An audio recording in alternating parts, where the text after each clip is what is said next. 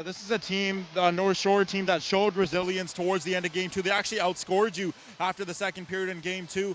What do you guys want in terms of a stronger finish? How does a stronger finish look like for your team tonight? Yeah, I mean, we got to weather the storm. They're going to go on runs, so are we. So we have to ride the highs, ride the lows, and make sure we just stay positive on the bench. Quick last question, Logan. I'm sure some of your junior A's are watching this. Any message for them? Do as I say, not as I do. All right, Logan, appreciate the time. Okay, thanks. Steve? Thanks, Jag. Appreciate it. Good interview with Logan Schutz. And, of course, Logan is heavily involved with the Delta Lacrosse, coach for the Junior A team as well. Special thanks. Took up a little bit of Logan's time. And we've got some more interviews coming up after the first period. We're going to be talking with Mr. Baker of North Shore after the first period, as well as the league commissioner. We've got it set up with Kyle to do an interview with that. And then we'll focus on the game. But what a game. This is going to be entertaining. And we talk about entertaining game. They played game one on Wednesday right here in Ladner. Good crowd on hand to take the game in. And then they played North Shore on Friday up in North Shore. And the key for North Shore, that ended up being a 12-8 game. And the end of that game ended up seeing that North Shore really got strong. The Indians played stronger. They fought hard. And I was told by a couple of players on the team, by both teams, another 5 or 10 minutes, they could have pulled it back out. So again, welcome to our broadcast on Sportswave TV. Jag Lally, Steve Erickson with the call. We've got Andrew and Dylan doing all the magic work behind the scenes. Jag, going to be an interesting game. What are you expecting? Well, Steve, from a Ladner Pioneers perspective, if you think about it, this is a team that had a great game two, 12-10 final. They got the win there as well. Ben McDonald led Ladner with 4 goals, 2 assists, had 2 crucial third period goals just 36 seconds apart. Mitch Jones and Hayden Dixon had 5 points each as well. Hayden Dixon with a hat trick in that game.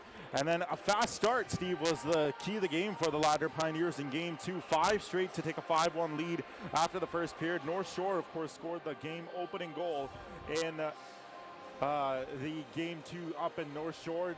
North Shore would cut the lead to 10-8 in the third period, but Ben McDonald answered with back-to-back goals to restore a 4-goal cushion. And Steve, for the Ladner Pioneers, they had 61 shots, 10 goals over the first 2 periods. They created enough separation to withstand the late push made by the North Shore Indians. And then from a North Shore perspective, if you look at game two, Steve, Jacob Dunbar had a hat trick and 2 assists, 5 points. Adam Charlambides, a goal and 4 assists.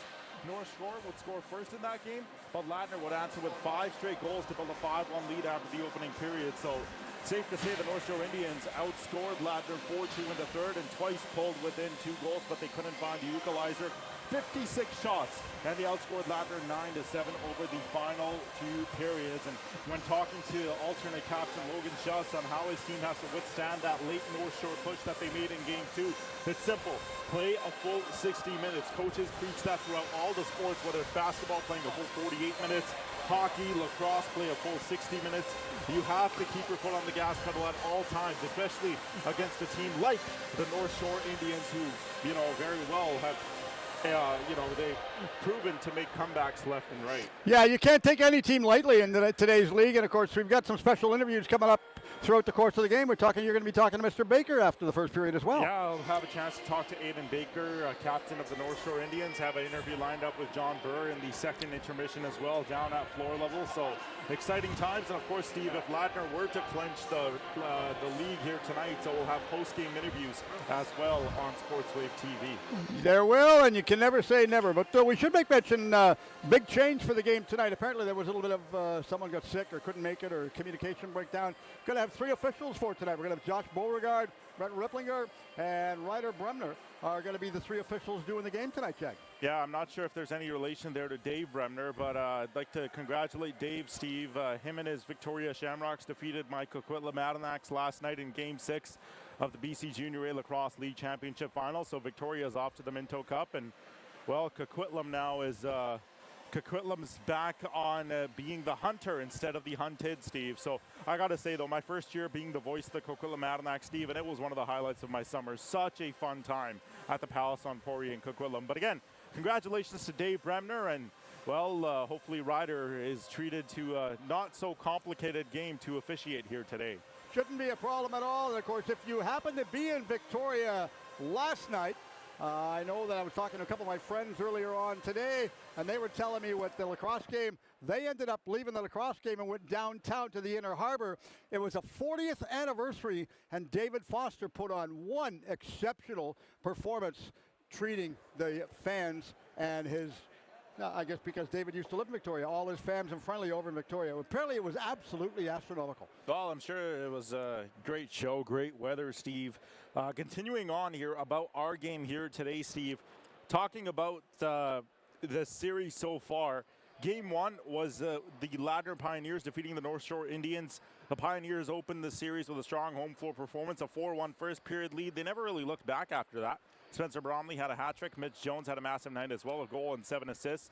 Ladner also struck twice, shorthanded in the victory. Of course, that game you did last Wednesday on both Eastland Community TV and right here on Sportswave TV.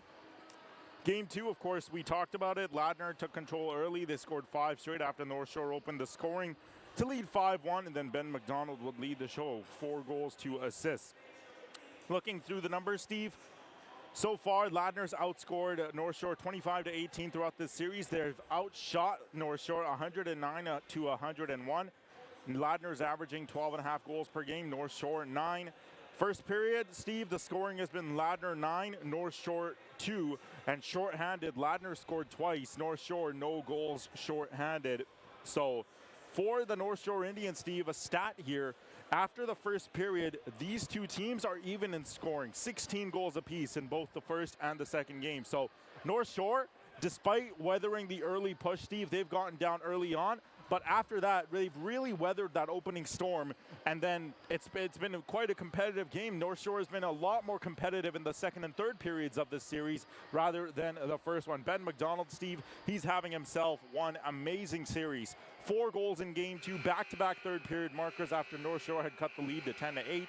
And I think, Steve, despite seeing what the score is, despite seeing what this series is right now, you got to remember, North Shore is still fighting. They scored 9 of the final 16 goals in Game 2 and pulled within 2 late, but Ladner held on, and now the Pioneers find themselves 1 win away from a West Coast Senior Lacrosse Association championship. Well, never say never, because it plays down. You got to play the final buzzer, and you can't quit halfway through, as you and I both know. We've seen that happen with several teams out the course of the season. And you talk about players leading the points right now. You'd also mentioned and alluded to it, Ben McDonald with 73 points. He's one of the runners. Also, Ben McDonald leading in goals with 40 goals. And Mitch Jones, to no real surprise, also a runner, 40 assists so far in the season. Got to give them a lot of credit for that, and they're playing really, really solid lacrosse. Steve, 7 of the last, if my math serves me correct here, actually 6 of the last 7 championships awarded in the West Coast Senior Lacrosse Association have all been won by the Ladner Pioneers. The one year they did not win there was against the Nanaimo Timbermen back in 2018. The Nanaimo Timbermen defeated the Ladner Pioneers in the league finals. Since then, 2019, it's been the Ladner Pioneers. Of course, no lacrosse in 2020 and 21 due to the COVID-19 pandemic. But 2022 to 2025, it's been all Ladner Pioneers, Steve. I got to say, this team is oh so dominant. And they're dominant for good reason, Steve. This league's been going on since 1968.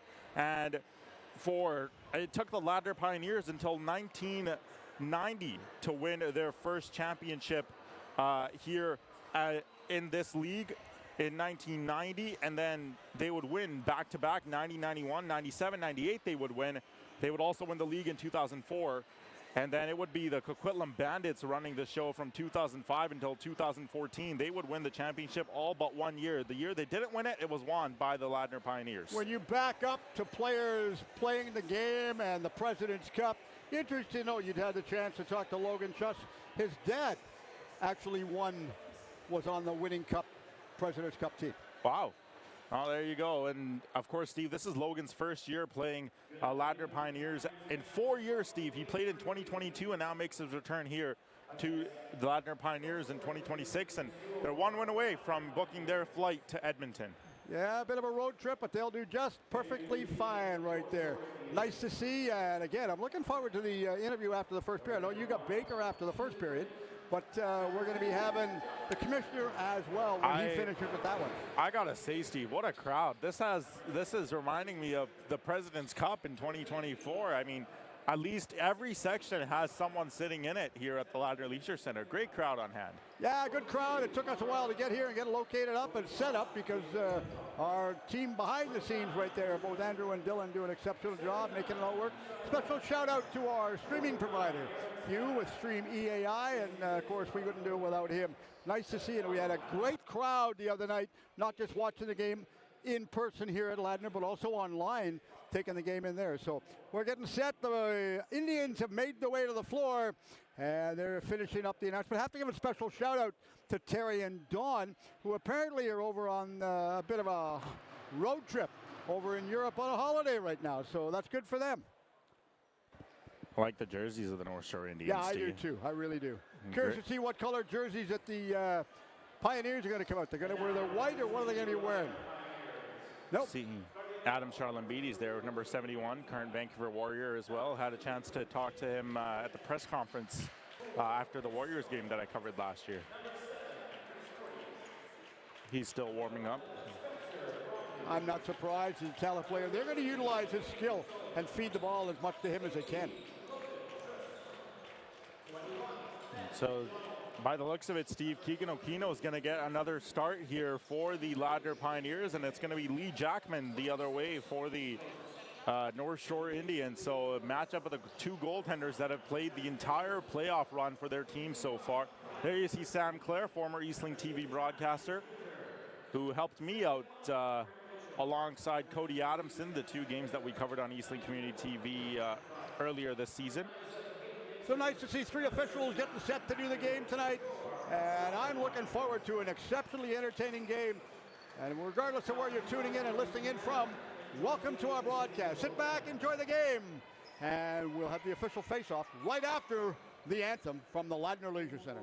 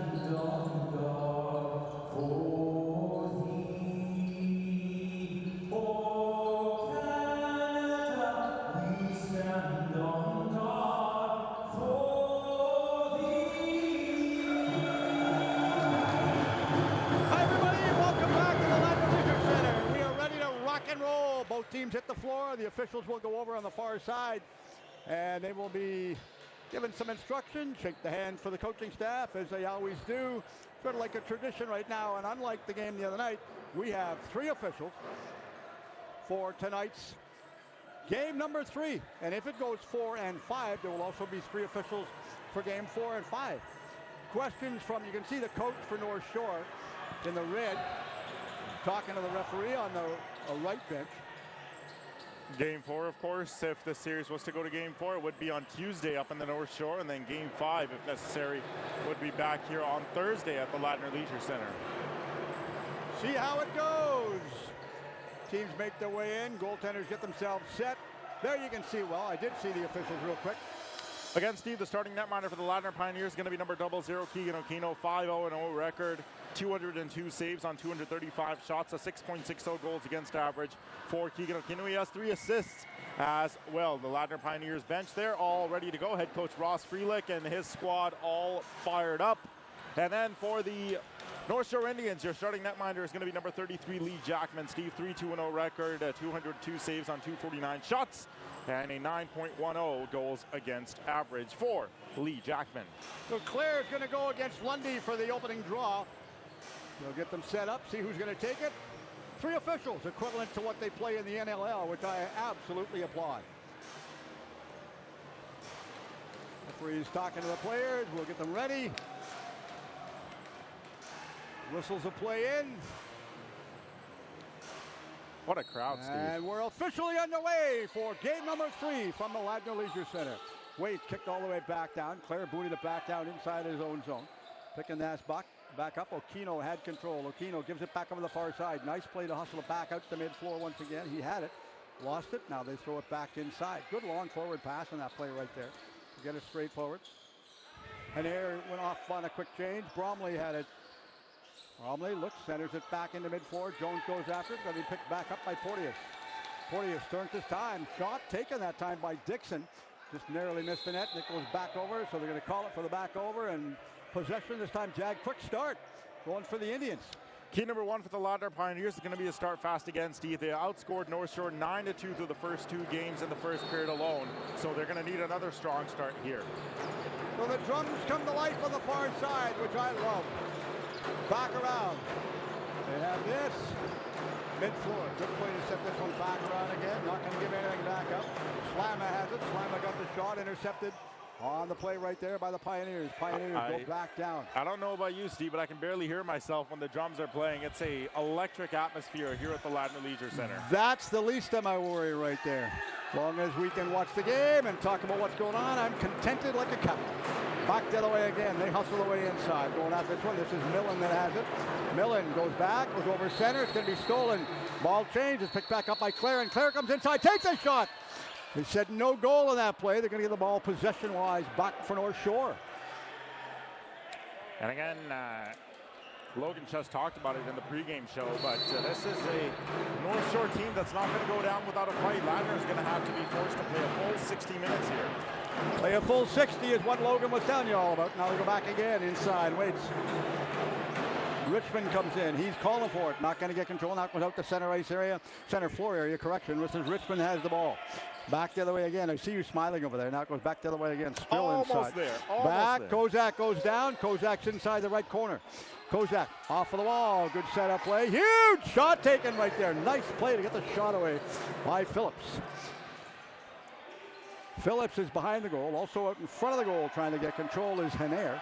Henair failed to get control. Coming inside again. Trying to go after it. It's going to be Dillon. Dillon presses. Working their way inside, right side this time, and Kozak works his way in. As Kozak goes back over the shoulder that time for Bromley.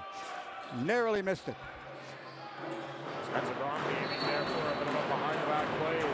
As Bromley, one of the leading goal scorers during the regular season, point scores 45 points for Bromley during the regular season. Gotta love the drums as we keep talking about them. I'm impressed with those things all the time. Back to Phillips.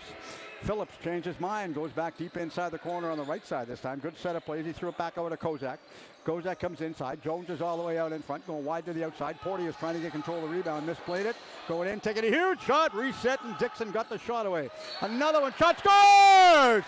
Pioneers get the first one on the board. 17:20 on the clock. 2:50 into the period. It's going to be Mitch Jones, 15th of the playoffs in just his 6th game played. He leads the Pioneers in playoff scoring, combining elite playmaking with 14 goals and 4 power play markers. There you can see all Lee Jackman can do is pick up the ball behind him and hand him to the official. Nice to see his teammate, that being North Shore's Eli Bett, coming over and telling him, it's okay, you'll get the next one. Goaltenders need that sort of motivation after giving up a tough goal. Goaltender's the last line of defense, as you and I always talk about. Indians get the ball. Right side, Baker flips this one back. Good play for Baker to get it back. Had control of it. Now he goes all the way back down the far left side, hustling inside, turning. Trying to get the shot off of the wall as much as he can.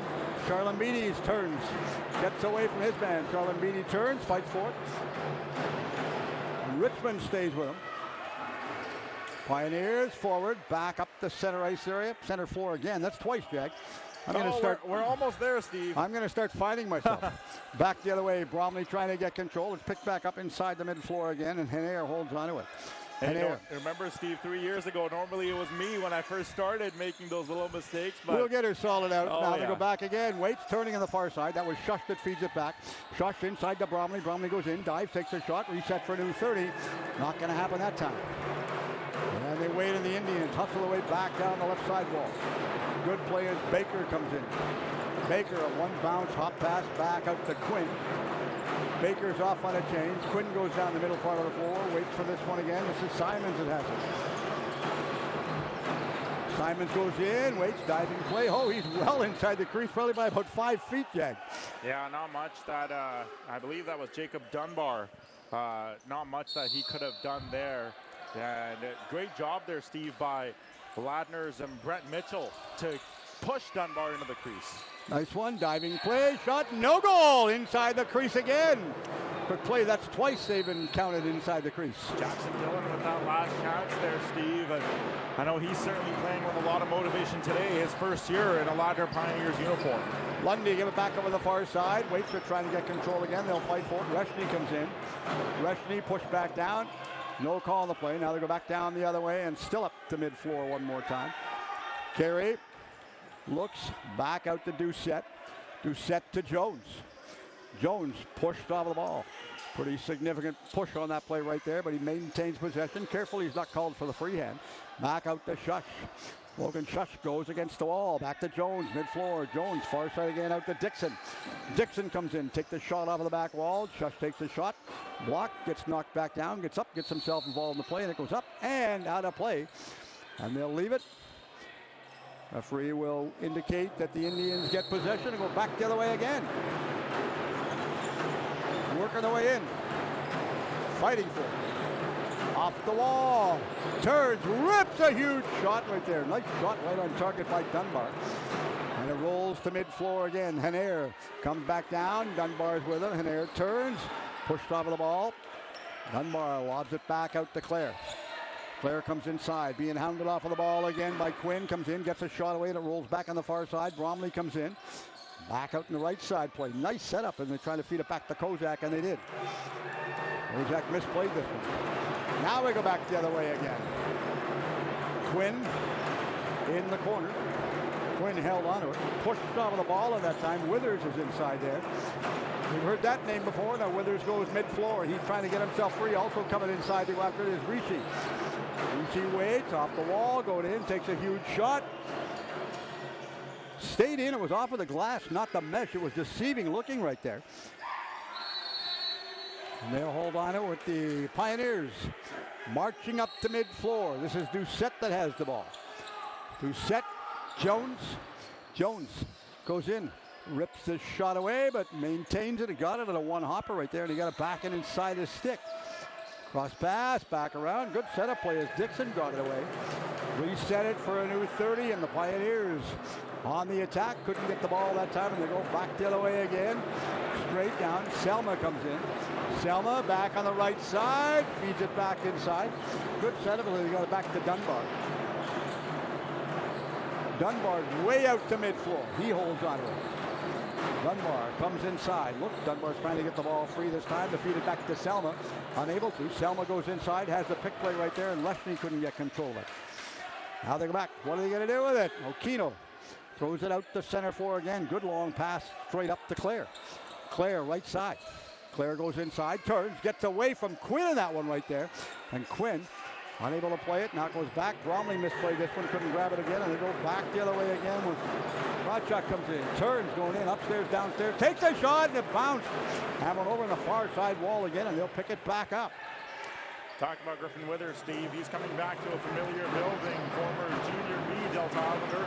In 2025, he was named the Junior B Tier 1 MVP.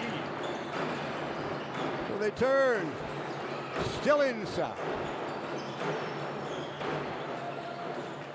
Aquino had it for a second. Now they're trying to feed it back. Henair is wide open at mid-floor. They take their time. They're not going to give it back to him. Mitchell. Cross pass back inside the center over to Kozak.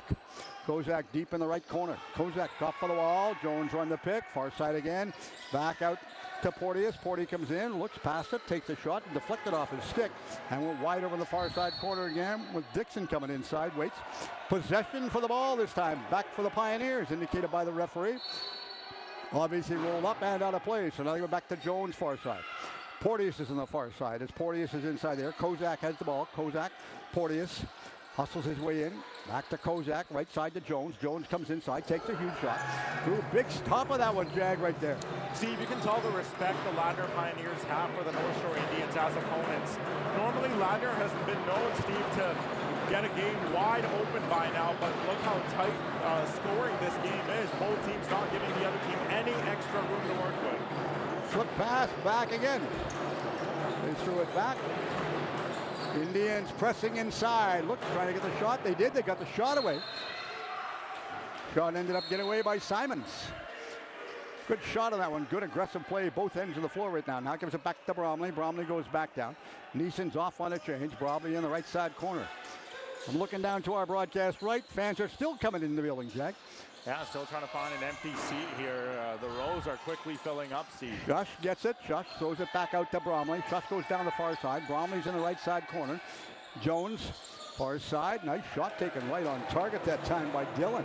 See, Sam Clair's family just walked by me as well. Looks like his wife and 2 kids. Nice to see. They're enjoying the game. Game 3 of a best-of-5 series. In Senior B lacrosse league and of play. course, Steve, with a chance for Ladner to clinch the championship today. No doubt a lot of family and friends are in the building as well, because this year the President's Cup is taking place in Edmonton, so the local family and friends have a chance to watch the lacrosse here. Turning left side, Dunbar goes in, back pass over the shoulder, and it goes over the far side wall again. This one's grabbed by Akpano. He had it for a second, diving play, shot, scores! Indians tie the game, Jag. So North Shore has tied the game indeed, Steve, as driving right to the net there was Josh Ritchie. And the Pioneers bench not too happy with the call. Let's take a look at the replay right here. As a pass from the far side half wall, an extra pass, and no mistake made by Josh Ritchie as he'll go low there on goaltender Keegan Okino. And the Drums work to succession. North Shore has tied the game at 1. That's the goal they were looking for. And of course, 10-17 left in the opening period from the draw. Was throwing straight forward. Doucette's going to go after this one. Doucette's on the far side wall, staying inside. Pressing him off of the ball this time is Lundy. Lundy stayed with him. Kozak comes inside. Jones goes against the boards. Waits, trying to grab it off of the wall. They work their way inside. Sets it back up again. Shush. Back out. Jones gets the shot. Missed the net. Actually took a funny hop and a deflection. It goes inside the bench for the Pioneers. Coaching staff will throw it back in play. Referee's going to get control of it, and he'll work what he can do with it.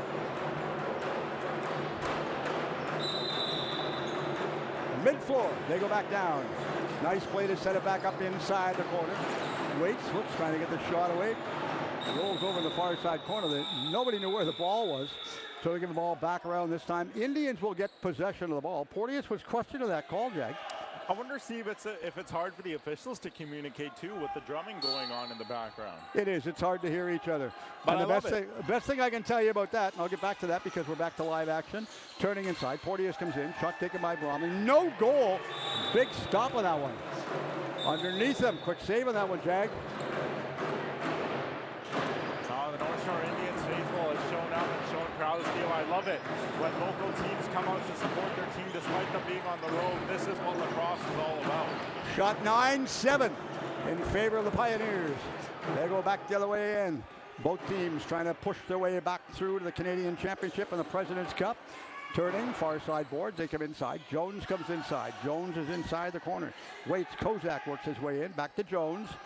Jones off of the boards. Looks, diving play over on the right side. Takes a shot. Nope, did not go in. They call him for the crease anyway on that one, Jag. Yeah, Jackson Dillon's there to pick up the rebound at the far side. 5 on the shot clock. McDonald gets upended. Jones now gets upended. They pick it back up again. Turning, far side. Good shot taken by Kozak. Kozak got down. Big dive on that play right there. Gets up, gets himself involved in the play one more time, and now they go back around with Baker on the far side. North Shore's doing a much better job, Steve, playing man-on-man coverage, not allowing Ladner to get open offense. Far side. Welcome to our broadcast on Sportswave TV. Our pleasure to welcome you for the call for game number 3 of a best-of-5 series for the team that's going to advance. One of them is going to advance for the President's Cup in Alberta. Back on the right side again. They turn it. Shush rolls in. Shush calling for it back. Didn't get it this time. Jones gets it back to Shush. Shush hustles his way in. Long shot taken. Scores! What a goal! Should be set up by Jones and Shush on the assist play, Jag. Ben McDonald's going to find Twine for his 12th of the year. He's been one of Ladner's clutch scorers all season long, as he has 4 game-winning goals throughout the playoffs and now opens his scoring here today with a howitzer from Ovechkin's office from that left side. As Ben McDonald's going to find Twine. It's 2-1 for the Pioneers, 8:11 to go in the first period. Lots of time left. See how it finishes up for the first period. Now they go back down the left side. Baker comes in. Baker sets it back up on the back end. Good play for Baker to get it back around this time out to Ricci. Ricci, mid-floor. Ricci gives it back out. Ricci throws it in. Ricci throws it back over the far side, trying to get it again as they work their way. Aquino goes inside. He's trying to get it. Takes a huge shot. Top scores! And there's a tying goal again, Jack. Adam Charlambides in tight. Able to find Twine for his 13th in the playoffs. He has been the leading offensive scorer, second leading offensive scorer all playoffs long for the Indians, as he's had 29 points, 1 game-winning goal. And there you see it's a bit of a messy play in tight, Steve. No one really knows where the ball is, but Adam Charlambides slowly but surely able to find the back of the net there, 2-2, the tie score now with 7:46 to go in the first. Think that's going to make Kurt Malosky happy? Yeah, very much. I'm sure Kurt is getting ready for training camp in a couple of months here, and nice to see that his athletes are putting the work in during the summer. Maybe he's watching. If he is, special shout out to Kurt. Back on the far side again. They turn in the corner. They're trying to get control as they fight for it. Charlambides goes back down, looks, waits off of the wall. Charlambides gives this one back free over to Dunbar. Dunbar comes inside. Reset for a new 30, indicated by the referee. 7:20 left. Opening period, tied at 2, shots tied at 11. Off the wall, Charlambides goes in, takes a desperation dive right there, feeds it all the way back around again. Back out the mid-floor to Dunbar. Dunbar comes inside. Waits as he holds onto it. Sullivan couldn't get it. It rolls back over the mid-floor again, and they'll leave this one, picking it back up again. Good play on the back on the bounce right there. McIntosh comes in. McIntosh off on a change. Jones hustles his way in. As Jones goes in, cross pass back all the way over the far side. Jones gives it free again over to McDonald. McDonald gets a shot away. Up through the roof. Rafters, I guess you could call them, Jag. Yeah, low rafters here at the Ladner Leisure Center, Steve. That's why we see the banners hanging along the outside perimeter here at the Ladner Leisure Center, not in the rafters. Yeah, they'd hang down too far over the playing surface of the floor. Far side again, good play. Kozak comes in. Jones couldn't get control. Takes a one-hopper. Goes back the other way again as they fight for it. Withers comes back down the left side as he holds onto it. Withers up for the wall. Gives us a back all the way over the far right side. Boards again. McClano, he hustles his way in. Out to mid-floor again. Good play to feed it back out. Rushdie comes in. Rushdie turns. Waits, trying to get it. Shot taken. Oh, big save of that one by Aquino.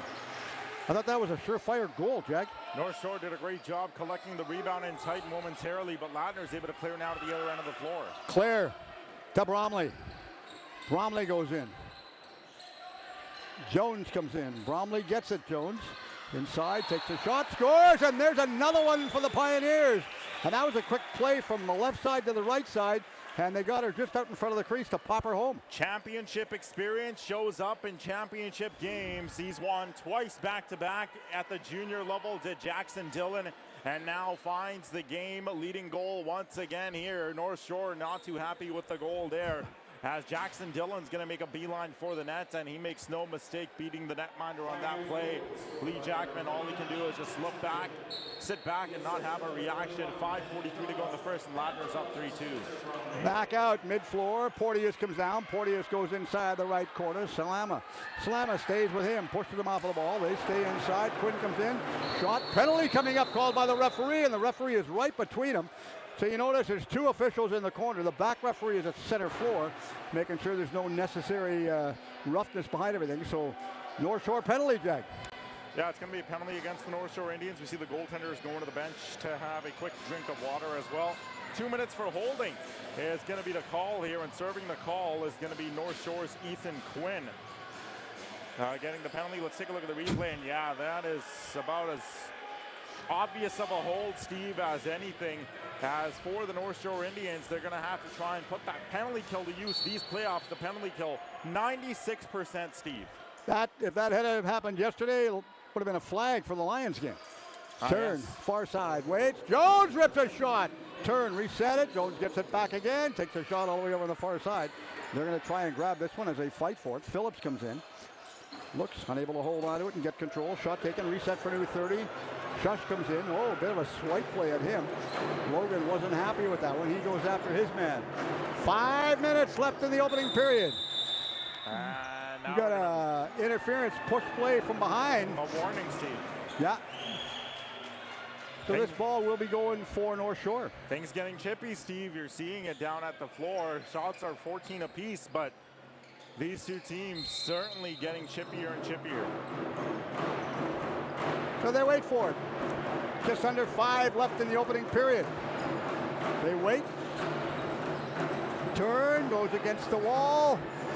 They still fight for it. Also coming inside, trying to grab it. Carlin-Bees, they shoot and they score. And that's going to be a short-handed goal, Jack. Jacob Dunbar, short-handed, is able to find in the back of the net for the North Shore Indians.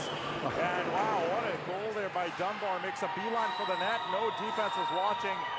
As apologies for the technical difficulties there on the replay, but Jacob Dunbar able to find Twine. Steve, these playoffs, he has been North Shore's leading point producer.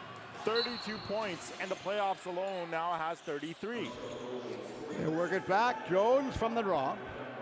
Claire off on a change over on the far side, as well as Hanair, and Jones still has the ball. Getting a notification on my Apple Watch, Steve, a loud environment. That's when you know that a place is loud. Yes. Back out again. Nice setup play. McDonald comes in. McDonald calls for it, trying to get control. Also going in is Dixon. Dixon waits, unable to get control. Now the Indians go back the other way again. They fight for it again. Salama frees this one back up, gives it straight out to the center part of the floor. Good play to get it back out to Dunbar. Dunbar dangles deep against the wall over on the far right side. Inside, waits. Charlon Beatties comes in, pushes his man off the ball.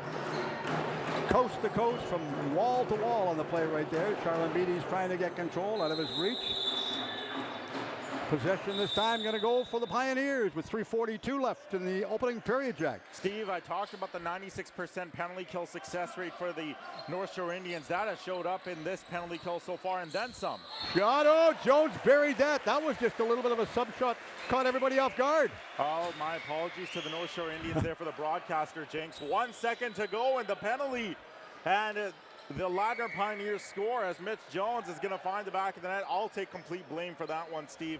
A broadcaster's curse. There you see the Pioneers, great ball movement, able to get the ball back up top to Mitch Jones. The pass from that near side corner, and Jones, a bona fide scorer, is able to find Twine there on the man advantage. It's 4-3 for the Pioneers with 3.5 to go in the first. Yeah, Jones isn't going to miss those shots right there. Not at all. As they wait for it. Trying to grab it. Up the center floor. They wait. Good play with the Pioneers pressing inside. Pioneers work their way in, trying to get the shot away. Back again. Good play. Nice little bit of a dish pass on that one right there by Kozak. Shot going back the other way again. Just under 3 left in the opening period. A one hopper. Out the center floor. Millen comes in. Millen goes down the left side. Also working the way in is Dunbar. Dunbar turns off the wall. Back to Dunbar. Dunbar give and go. A bit of a trading places right there. Reshny goes in. Shot taken. Reset for a new 30. And the Pioneers will get possession of the ball. Now they go all the way up the floor. Good setup play as they hustle their way back down. Solomon comes inside. Solomon fights. Now he gives this one back to Jones. And Solomon's off on a fast change. Jones turns, goes in. Gets away from a couple of defenders for North Shore. Good cross back again. Waits, Kozak trying to get the shot away. Takes a funny hop. It goes off for the wall this time again. Nobody seemed to know where it was. And back, picked the ball back up. Indians, mid-floor. They find themselves trailing by 1. Teams trading goals, Jag. It's a back and forth first period, Steve. A fun first period. The crowd is packed. You'd love to see it here for Ladner along with the Pioneers lacrosse. Loud and proud for both teams. Turning, cross pass. Inside again, good play to work it back around and free as Dunbar goes in, rips his shot, stopped again by Okino. Look at the shots, Jag, 17 and 16. 17 for the North Shore. 16 for the Pioneers. Steve Ladner coming into today. Let me remind all of our viewers, 9-2, we're leading the scoring. Shot scores. There's the goal they were looking for, and Dillon gets that one. Wow, what a first period for Jackson Dillon. 2 goals. He's been making plays left and right. I talk about the championship pedigree. That is exactly what you'll get for Jackson Dillon. What you see is what you get. 2 goals for Dillon in this first period, and the Pioneers have a 2-goal lead. There you see his celebration, a quick hop on the boards following the goal. And Jackson Dillon, Steve, has made it 5-3 Ladner. A lot of North Shore supporters down behind the glass in the broadcast end to our right. Taking off the ball, they fight for it. Bromley comes inside, unable to get control. Now they go back the other way again. They still fight for the loose ball. Good setup play to go back the other way again. Still inside. See what they're going to do. Off on the floor on the far side to get that one back down. Krawcheck. Indians pressing. Indians center floor again. Good play to get back around this time all the way out. Simmons goes in. Good passing play on that one. And he eventually goes off on a change. One hopper out the center floor by Doucette. Doucette goes up. We've got a minute left in the opening period. Taking their time. Kozak hustles his way in, coming inside. Takes a one hopper. Good play to get it back out. Kozak sets it back free all the way over on the far side. Let's not forget we got an interview with Mr. Baker after the first period, Jack. Back again, right side. They'll work it back around again. Easily plays. Bat had the ball. Bat throws it back down. Off on a fast change. Still in the corner. Turns, waits, thought he was going to get the sub shot away. Didn't do it that time. Now we're going to go back the other way again. Indians trying to get the shot away. They'll still fight for the loose ball. And they do. Ricci had it. Shot stopped again in there. 10 seconds left here in the opening period. Jones waits, going back down. Nobody called for a timeout. That somewhat surprised me, Jack. Yes, indeed. Back the other way again. Jones comes in. He gets grabbed the haul, but not down. No play, any penalty on the play right there. And Jag's going to go back down to mid-floor because we're going to be having an interview with, I believe we're going to be having the interview with Mr. Baker, is what we lined up before the game tonight. And hopefully everything works fine. We'll go back in. Both teams making their way over on the far side for the change, which works perfectly fine to our broadcast. Going to be talking to Ryan Hyland after Jag's interview. As long as we can get it set up. They're going to get Baker. I'm hoping they're going to get Baker. Referee knows. I told the referees, et cetera, et cetera.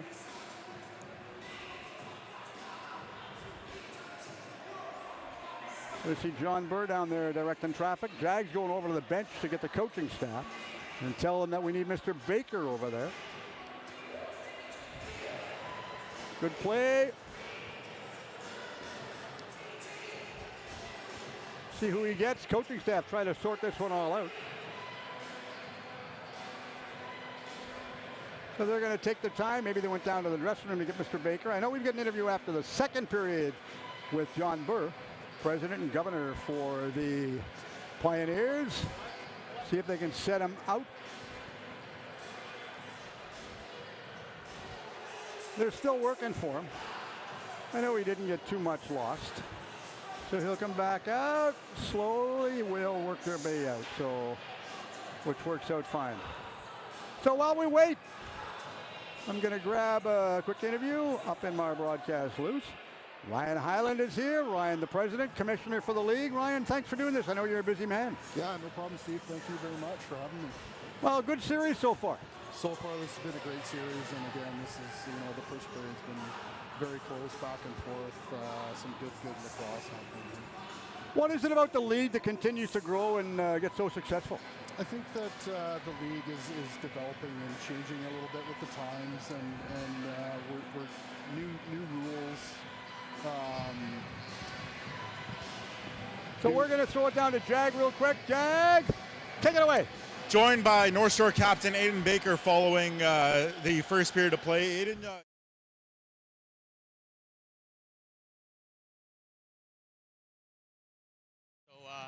Looking forward to another 20 here. Talk to me about the drums, man. It is an unreal atmosphere for your home fans to come out like this on the road and support you guys. What does it mean to the group? Oh, it's so special to the group, man. Hands are raised. The drums are the heart of our people, and definitely give us the motivation and confidence here. So super grateful for our people making the trip out here to Ladner. Still lots of time remaining. What do you guys got to do to get back and hopefully steal one here on the road? It just comes down to hard work, right? Winning the loose balls, winning each and every little battle there. Just 5 minutes at a time, right? 40 minutes left, so here we go. Appreciate the time, Aiden. Best of luck. Thank you so much. Appreciate it. Aiden Baker of the North Shore Indians. Back to you, Steve. Thanks, Jag. All right, we're going to turn our attention back up here, talking to Ryan. Ryan, we talk about the players. We've had a good conversation to talk to the players an awful lot. But the key for this is the growth. We talked about development for the league. And I was talking to John earlier on. I said, wouldn't it be nice if we had another couple of teams? And he said, it's a work in progress. It is a work in progress. I don't want to jinx it. We are talking with a couple of clubs, one club coming back. And yes, it's looking good for next year with an additional team coming. Yeah, that's going to be a huge bonus right there. Talk about the two teams, top two teams again this year, making their way to the final. Yeah, these two teams are great. You know, they got good staff behind them. They got good coaching staff. Why wouldn't you want to come and play with one of these two teams? Yeah, now we had changes this year where you're not allowed the same number of players from the NLL down to the league. Is that a national body rule? That's a national lacrosse Canada rule. Yes, 3 pro players for a senior B team. That rule specifically applies to the President's Cup. So as a commissioner, you know, I talked to the governors and explained why would you have 10 pro players in your team throughout the season and then have to pick 3 to go. So if you play with 3, get your team to gel with those 3 players, you're nothing changing when you go to the President's Cup. Yeah, the last thing you'd want to use is that players on the floor, they played for you all year and then say bye-bye, we don't need you no more for the President's Cup. Exactly, and the other players looking for those players and they're not there. So it changes the dynamics of the team, right? So does it work with the draft from players coming from Junior A up to the league and also going from this league up to the NLL? We don't actually have a draft for Senior B. Players that are drafted to Senior A teams can be AP'd down to Senior B if there's an affiliation with the Senior B clubs and the Senior A clubs. Players that don't get drafted can try out and go and play basically wherever they want. So it's a good system we have right now, and I think we got some really top talent coming out of junior. Is there a residency rule where you have to live within a certain area to play with one of the teams? No, there isn't. There isn't actually, no. You don't have to, if you're not, if you're drafted by a senior A team, then you obviously belong to that property of that team. And the only rule would apply is if the senior B club is affiliated with a senior A team. Those players could only go and play for that particular senior B team. If you're not drafted by Senior A and you just want to play some Senior B lacrosse, you can actually go and play wherever you feel like it. Who all is involved? I know John is on the executive. Who else is on the executive with you? We have a governor from each team. Starting with Ross Frelick actually is the governor because John is the president. Coquitlam is Ivan Lomas, Darcy Dagan for North Shore, Nanaimo is Travis Mickelson, who's actually a player as well. Who am I missing? I think that's it. Coquitlam? Coquitlam is Ivan Lomas. Okay. Yeah. So, that's the board for Senior B. A lot of work in the off season. Oh, sorry, go ahead. I am remiss in forgetting to forget to mention our secretary, who is Wanda. She is phenomenal. She does a lot behind the scenes, gets a lot of stuff organized, keeps me organized, which is a task in itself. And you just know that if you didn't make mention, you'd hear about it. Yes, I probably would. Yeah. No kidding. All right, so this year, the playoff format, one team didn't make it because of the 5 teams in the league. Yeah. You look at that, they're in a rebuild. They are. How does it work if you say, okay, the team that didn't make it, for example, New West, they want to draft players or trade players? How does that all work with the team?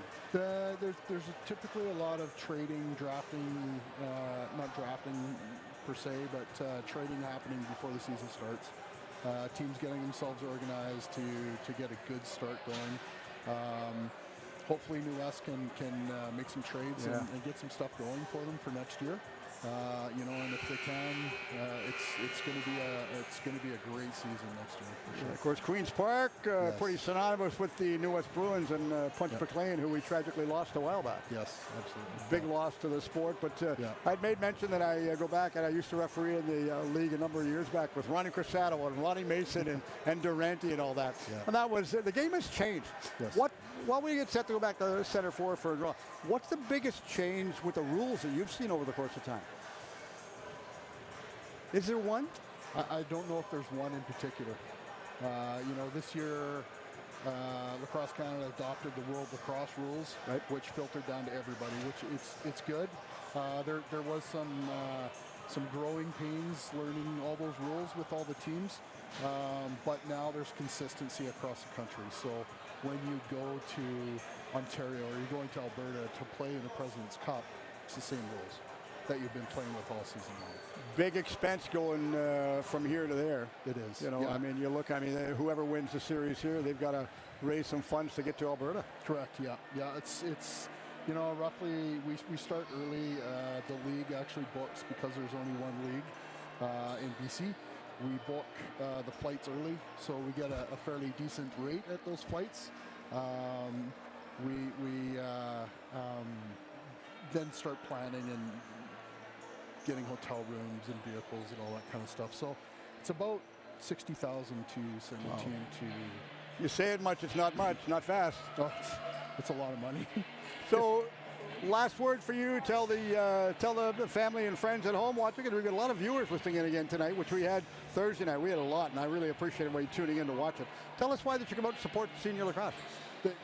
These guys, this is top. This is not the top level lacrosse, but this lacrosse is second to none. These guys are all out here grinding and wanting to go to the President's Cup and winning the championship. They play hard, they play good lacrosse, and it's fun to watch. Yeah, exceptional.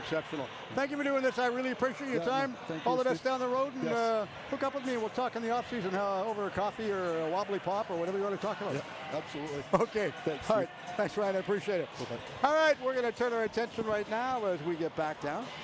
Ryan Hyland, the president commissioner for the league. We're back. Nope, trapped the ball, so they give North Shore the ball on this one right there. Good play to work it back around. So it's interesting, Jag, to hear that they booked their tickets well in advance.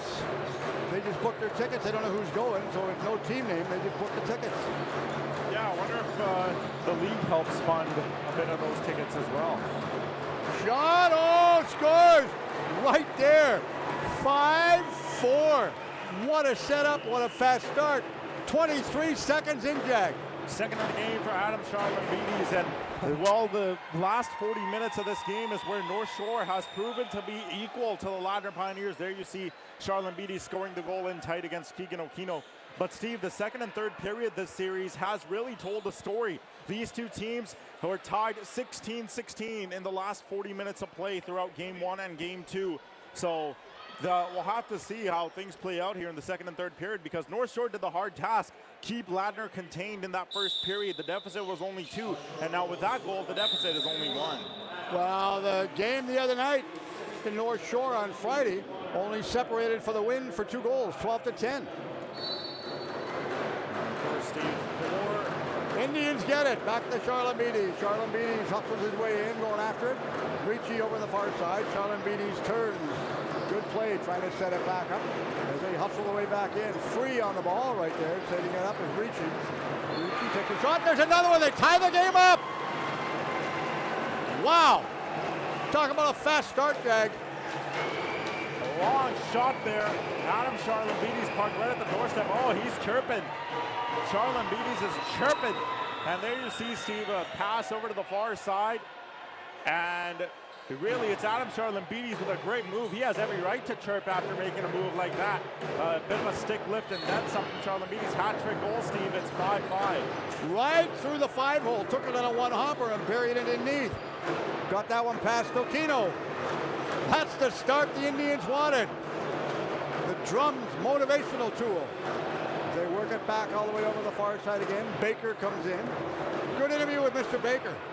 Yeah, always great to talk to. I think he forgot that he was doing it, so he quickly made his way back out. But no, great. Well, he said he might forget when we had first asked him, too. Yeah, no, great to talk to him. That's good. I saw the coaching staff help you out, get it ready. Shot taken, big stop of that one right there, and Okino had it, kicked it loose. That goes back up the center floor, back around to Richmond. Richmond, left side corner, turns. Feeds it all the way back out. Good long dump pass back to McDonald. McDonald's inside the corner. Back out to center floor again to Dixon. Dixon comes in. Looks good play. Gets around one man up over top of the shoulder. Couldn't put it back in, but what a nice setup on the one hop right there. Steve, I think Ladner has to embrace the mentality. The championship's not won yet. This is still anyone's game.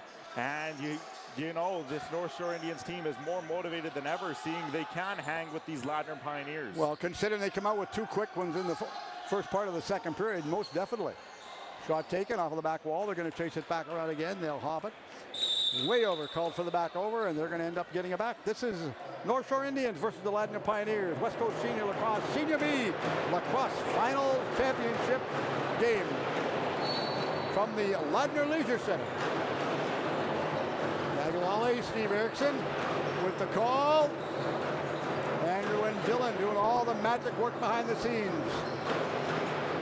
Shot, waits, big stop on that one by Okino. Only show and a broadcast on Sportswave TV. As we do the game on Wednesday night, as we work it back around. Good job for our crew behind the scenes. Exceptional, professional is what we call it. Turning inside, Jones goes in. Jones still inside the corner, trying to get the shot set back up again, and Dylan comes in. Shot taken, stopped. Will they get it back? No one able to, and it takes a one-hopper over against the wall. Bromley comes inside. Bromley trying to get control. Takes it. Nyhouse goes inside. Stays with him. Indians up the left side. Indians trying to get it back. Nyhouse is down there. Now they still wait for it. Salama off on a fast change. Charlambides. Right side corner. Drums. Man, oh man, are they loud. Far side. Nice play to set this one back up again. Reshney goes in. Charlambides takes a shot, and he was called for the crease. They'll make sure they pick it back up. Pioneers whistle the play in. Look at the shot, Steve. 24-18 for the North Shore Indians. And you can say, I mean, it's crazy that I'm saying this, but it feels like North Shore, in a way, has Ladner on the back foot. Shot scores right there. There you had it. Well, my luck is just very bad today. Every time I say something, the opposite happens. But hey, in this case, if it's positively affecting the Ladner Pioneers, Steve, I will take it. Has a good goal in tight there. I think Ben McDonald had credit on that play there. He'll take a look at the replay right here. Yes, McDonald streams down that near side. And McDonald, instead, he thought he was going for the pass, finds the open lane, cuts right to the net, and gets the goaltender to go low. McDonald able to find Twine, and Ladner's back up 6-5. Yeah, he got around Eli bad on that play right there. Now they go back on. Does it go out of play? It does so. Again, my apologies to the North Shore Indians. I have not been lucky for you here today. But the Ladner Pioneers, I'm sure, will definitely take my commentator's curse. We just won't say nothing else about them, that's all. As they go back around again, great graphics by the crew, especially Dylan and Andrew behind the scenes, doing an exceptional job. Turning, Bromley comes inside. Bromley's free and wide open, setting it back out. Bromley couldn't get control, now rolls back out the mid-floor again. They'll grab this one on a one-hopper. Straight down, good setup play to feed it back through traffic this time. Gotten Frieden comes inside, got the shot away, but it deflected off of one of the Pioneers. It deflected off the leg of one of the Ladner Pioneers, Steve. Hence, it is going to be North Shore ball. Had a good chat with the coaching staff for North Shore earlier on. So special out to them. Shot, another goal. We're trading goals. And making it tied again. Jaden Reshney, Steve, is going to find There's the drums, Jack. Here. Yeah, there you see the drums, and the drums are working. As Adam Charlambides, a smart pass to the near side corner.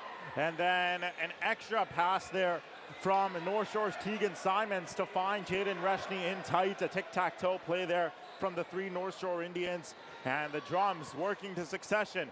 It is now a 6-6 tie here at the Ladner Leisure Center. And it's not over yet. Lots of time left, Jack. Yeah, still lots of game remaining indeed. And we thought the game Wednesday was entertaining.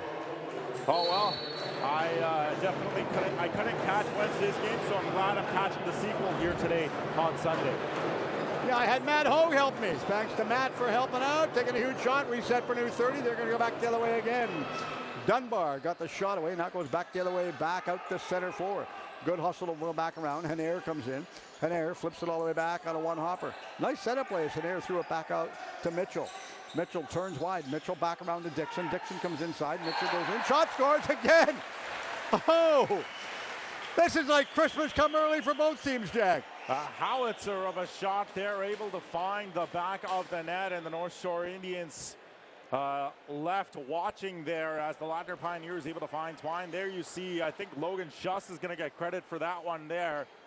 And the Pioneers, Steve, are back up now 7-6, and I'm sure that the head coach Ross Freelick will be very happy with that as Logan Schuss able to find Twine.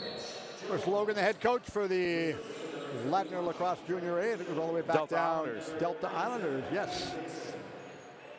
Back the other way again.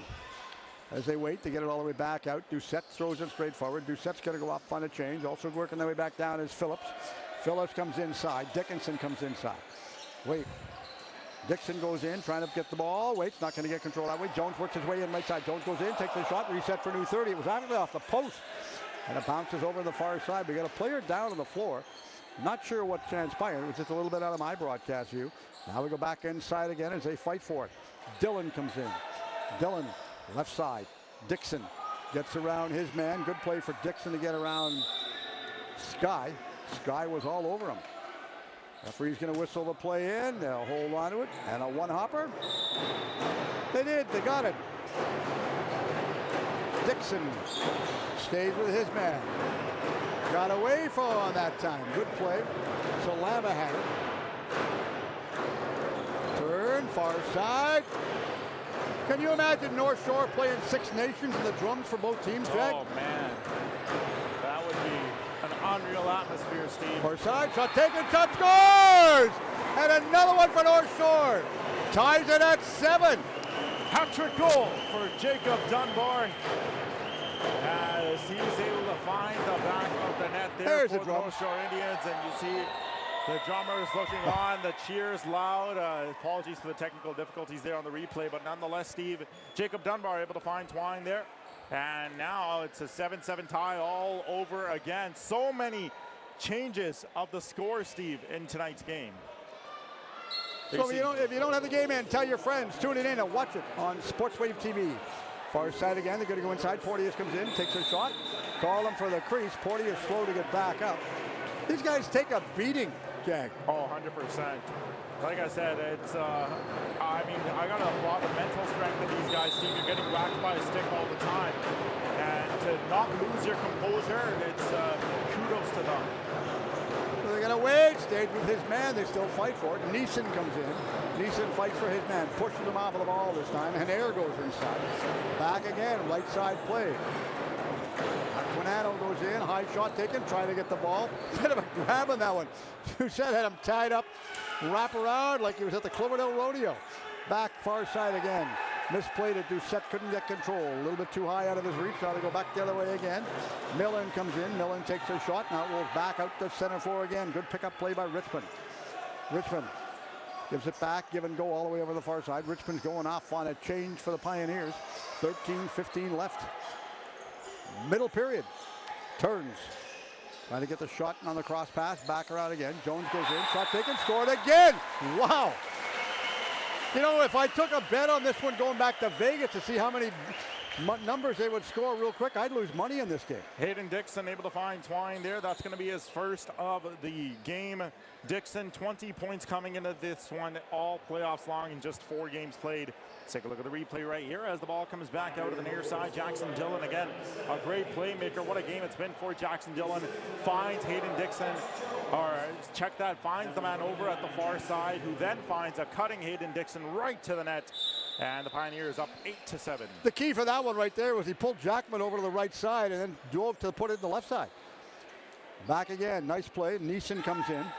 Neeson held onto it, lobs it back over to center floor. Pioneers off on a change. Carefully played so they weren't called being out of the change box. Now they work their way inside, trying to get control. Good play. Neeson comes in, McDonald's inside there. Shusher's out there, couldn't get the ball. It takes a funny hop off of the back wall. And the Indians going to get control. That's up and out of here. Deflection that was off of one of the Pioneer players. So leave the ball back around this time for North Shore. Indians have it. Roger Freeman. Look at the crowd. Unreal crowd numbers. Another couple hundred. This place would be packed like it was for the President's Cup when the Pioneers hosted it a couple years back. Dare I say, Steve, it's a great challenge to the President's Cup crowd right now. Back the other way again. President's Cup's in Alberta this year. Silent Ice Center. Yes, very much. Back the other way again. They turn, sending it back out to mid-floor. Romney got the shot away and rips it back, and it goes a one-hopper out to center floor. Called for the back over. Dixon goes chasing it back around. They'll leave it for Okino. Okino, first year with the Ladner Pioneers. Played junior lacrosse not too long ago as well. I think he played with the Nanaimo Timbermen, if I'm correct, Steve. I believe he did. I believe he's from Ontario, isn't he? Didn't they pull him in from Ontario partway through the season? No, that was Zach Richards. Oh, okay. I knew it was somebody. Referee looks at one of the players who took a dive, says, get up, get back involved in the play. Now we go back again. Turning. Far right side again. They're going to chase it back around. You're going to play to hold on to it. Charlon Beatties comes in. Charlon Beatties calls for it. Couldn't get control. Takes a funny hop off for the wall. Charlon Beatties is the trailer. Way top of the floor. Charlon Beatties inside the corner. Charlon Beatties throws it wide to the outside. As they wait for it, coming inside on the right side corner, trying to get control of it. They wait. Shum goes in. He failed to get control. It was a little bit out of his reach, and now they go back the other way again, mid-floor. Back up to Hanair. Hanair goes in, takes a shot, reset for new 30. Hanair couldn't get control of it after the rebound. And they go back the other way again, straight up to center floor. Withers the trailer, couldn't grab it. Now they chase it back. Going to be called for the back over. Nice to see three officials for the game tonight, Jack. Yeah, 10:53 to go in the second. Three officials here. Shots 29-24 in favor of the Ladner Pioneers, Steve. So it's certainly a pause, or 29-24 for the North Shore Indians. So the Indians, Steve, keeping the game competitive for sure. They sure are. Keep it even. Not giving away anything. Still all the way over on the far right side, going after it. Dillon comes in. Dillon got the shot. Dillon's a trailer way out at center floor. Now Dillon hustles his way in, trying to get it. Sub shot taken, stopped again. Nice play on that one by Jackman to read the play and stop the low shot.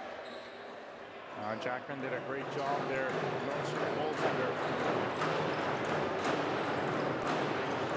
Got Frieden is over in front of the goal, about 20 feet straight out in front. Comes inside, got Frieden, runs the pick. Shot taken, right on target. Good play to hit it through that time. This was Dunbar that has it. They wait for it. Pioneers, center floor again. Good play to work it back around. They'll come off for the wall, taking a huge shot. Nice shot taken that time by Porteous. Porteous got away. I didn't think he was going to get that release, and Dixon stayed with his man. Dixon goes all the way back over to center floor again. They still fight for it. Withers comes inside. Withers fights for it. Waits. As Withers turns, he goes over the far side, calling for the ball. Not going to give it to him this time. They waited for it. Shum comes inside. Shot taken, stopped again by Okino. Straight up the middle part of the floor again. Nice play as they give it back out to Doucette. Doucette goes down, left side wall. Doucette, give and go again, up to McDonald. McDonald back around over to Dixon. Dixon comes in, McDonald's on the outside of the post. Also going in is Shrum. Shush couldn't get it, takes a huge shot. Stop, rebound. Shush is going to go over in the corner on the far side. See who they get it. Reset for a new 30. Back around again. Good play as McDonald has it. McDonald's in there. Jones is in there. As is Shush, but Shush is way out by mid-floor. Expecting the pass. Not going to give it to him. He's free and wide open. Shot, you can see him. Shush goes back to center floor. Pioneers off on a fast change. They go the other way again. Straight up to Baker. Baker, right side. Come in. Baker back around. Charlambides goes in. Charlambides throws it out to center floor. Right side again. Charlambides off of the wall. Turn. Overhand pass. Shot scores. There's Baker's goal. Tying it up at 8. Hayden Baker's fired up as he's able to get right back to the net. There you see some North Shore faithful looking onwards and upwards. As let's take a look at the replay. Unfortunately not, but Hayden Baker able to find the back of the net there. Steve, the captain comes through on his promise. Just keep the foot on the gas pedal. Just stay composed. Stay locked in, and now they've tied the game at 8 with 8:17 to go. Well, he said he was going to have a strong game right from the get-go. We talked to him prior to the start of the game. Yeah, I'm sure you had a conversation with him there, and Hayden Baker able to find the back of the net. Obviously a fan favorite. Turning, right side against the boards. Got Fryden comes inside. He's pushed down. Carefully play. Referee is having a quick call. What do we got? Timeout. I think we do. Will we have a drink? A refreshment break, Jag? Might be the case, but it's a timeout indeed. 8-8 the score now here, Steve, midway through the second period. Of course, some information on the President's Cup, Steve. Can you read it? Yeah, happening from August 30th to September 5th.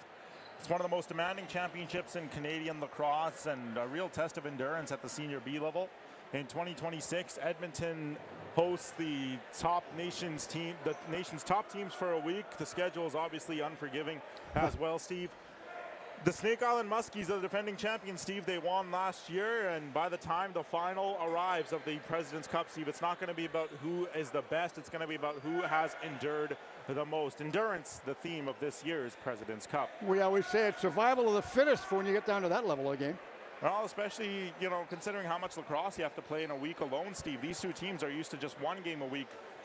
Some of them maybe two, but lots of lacrosse to be played in that 1 week for the team that reaches the President's Cup. Just got to get there and get yourself well established. And back the other way again. Pioneers back out to center forward to Dixon. Dixon waits. Dixon gives this one back free again over to Dillon. Dillon comes in. Dillon's the trailer. Back pass over the shoulder. They go inside, taking a huge shot of that one right there by Kozak. Kozak spun around like a top and got the shot free. Indians center floor. Salama feeds this one back out to Charlambides. Charlambides. Salama went off on a change. Charlambides goes inside again. They're going to wait. Simmons comes inside. He waits, trying to get control. What do we got? We got a penalty? Is this the first penalty of the game? No, Steve, it's the second. Oh, okay. I lost one. Referee's calling a penalty. Either way, somebody's not happy. This is going to be against Ladner, Steve. Heading to the box, going to be Mitch Winter. And the North Shore power play gets to go to work for the first time here today. In these playoffs alone, the North Shore power play, Steve, operating at a 21% success rate. So not the most successful, but you'll see right here, a lot of rough stuff right down the middle. And I see Winter behind the play there, Steve. The penalty was called soon after. Referee's got a better perspective than you and I do, so they called it. Pioneers on the penalty. North Shore on the power play. Mid-floor again. Good play. Charlambides back pass over the shoulder. Good setup plays. He got it free that time and gives it back into Schrum. Schrum got the shot away. This is grabbed, intercepted by Phillips. Steve, on this power play, North Shore is going to try and get the lead for the first time in this game. They have not led. They've tied, but not led. So Phillips goes in, got the shot, but he passed it back over instead of taking the shot. They're on the penalty kill. 1:20 left in their minor penalty. Turning out of the corner, diving play, shot scored! Another reach play, and Dixon gets that one over top of the shoulder, Jack. Short-handed goal for the Ladner Pioneers. There you see the Ladner crowd will be very happy with that result there. But Hayden Dixon's able to cut right to the net there, short-handed. And again, Good ball movement, elite ball movement from the Pioneers. McDonald gets it over out to the near side, and Hayden Dixon cuts past the goal line, goes for a bit of a baseline drive there. And Dixon's able to find Twine there, Steve, for the second time in the game, and 9-8 is now the score. Pioneers up short-handed. It is close. A seesaw battle for both teams. Waits. Pioneer goes against the wall, trying to get control of it. They wait. Claire comes in. Claire misplayed it. Falls down, gets back up. Claire picks it back up again, and Claire lobs it all the way back out to center floor again. Nice play to Neeson. Pioneers still killing the penalty, so that was a short-handed goal for him, Jack. Yeah, as I said, I mean, you got to think it's a bit of a motivator for the Pioneers, able to score shorthanded there, but definitely a demoralizer for the North Shore Indians, allowing a shorthanded goal in a tie game. So coming inside again, Porteous goes in, takes a shot, got it. Got the shot away, but then got pushed back down, gets up, gets himself back involved in the play, still down to the floor. Porteous gets up, reset for new 30. Referee's talking to the players behind everybody. They go out to center floor again. Working at it, free again. Charlene Beatties comes in. Charlene Beatties gets it from the corner. Charlene Beatties gets it back. Look, Charlene Beatties waits, he's a trailer, and it goes back out again. Nice play to get it back free that time. Quano waits, gets it, far side. Huge shot taken right on target that time.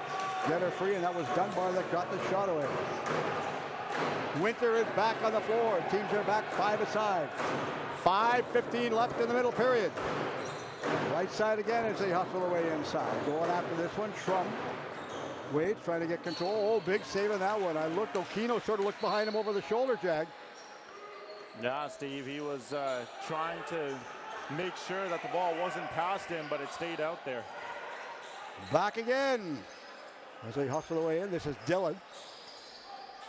Dillon gives it free. Takes his time. Bromley runs the pick. Dillon has it. Bromley has it. Goes back after it, trying to get it again. He did. He got the ball loose on the second bounce right there. And Bromley goes inside the corner. The little guy with a big heart. They turn and go back the other way again as they'll free the ball up. And the Indians straight up the center floor. Nyhouse. Nyhouse goes off. Charlene Beatties. Charlene Beatties works his way inside. Ricci comes inside. Wait, Charlene Beatties takes a shot and narrowly missed the bottom part of the post, and Charlene Beatties chases it back around. Out of his reach, couldn't get control. They're calling for the back over, and we have a penalty call. Illegal substitute. Holding the stick. Supposed to hold your own stick, not the opposition's, Greg. So Sam Clare is going to be heading off 2 minutes for holding the stick. And the North Shore Indians are going to be on the power play, Steve. A chance for them to try and strike. They're 0 for 1 so far. In fact, they allowed a shorthanded goal the last time they were on the power play, so they don't want to repeat that same thing. But look at the shots on goal. Yeah, 32 apiece. It's a one-goal game. It doesn't get closer than this, Steve. A fun game here at the Ladner Leisure Center. It most certainly is. Right side corner. Shum. He's the trailer. Charlene Beatties is there. Charlene Beatties gets the ball. Gets it back. Shum runs the pick. Charlene Beatties inside. Throws it all the way over the far right side corner. Traces it back. This is Simmons that comes inside. Pushed off of the ball, so the Indians will get the ball again for possession-wise. They whistle it back in with a new 30 on the clock. Straight out to center floor. Shrum muscles his way in. Shrum back around. Charlene Beatties. Shrum goes in, rips a shot. Stopped by Okino. Okino stopped this one and booted it back out. Now they're going to go up to center floor again as they hustle it back around. Good play. Almost got him off of the ball, but almost doesn't cut. Henair turns, goes back behind the net. Good play for Henair to go after this one. Solana. He stayed with him. Henair's off on a change. Porteous. Give and go to Jones. Jones comes in, looks, changed his mind, couldn't get the shot away. Shot taken again. Shot scores! A goal right there by McDonald. All set up by Porteous. Another short-handed goal for the Ladner Pioneers, and the North Shore Indians won't be too happy with that. You see their coaching staff right there. Coach Pete Skye and Sam Seward alongside Tawani Joseph not too happy as the Pioneer is able to strike short-handed. We'll take a look at the replay right here. Cross-floor pass gets through, and Ben McDonald able to drive right towards the net for his hat-trick goal. And now the Pioneers up by 2, Steve, for what feels like the first time in the game, but it is not. It's a 2-goal lead for the first time since the game was 5-3. So a long time ago, but it's 10-8 now. The key for that goal right there is he got away from Withers. Withers stayed with him, but just couldn't hold on to him. Still in the corner. Indians on the attack. Charlamides gets it. Give and go from Charlamides. Back around again over to Schrum. Schrum gets it back. Charlamides, he's a trailer. Charlamides, right side, inside the Schrum. Takes a shot off of the back wall. See who's going to pick this one back up. Not sure who's going to get it this time. It's still undecided. Shot taken again. Nice play to get the shot. Missed the net though. That was Dunbar. Will they grab it?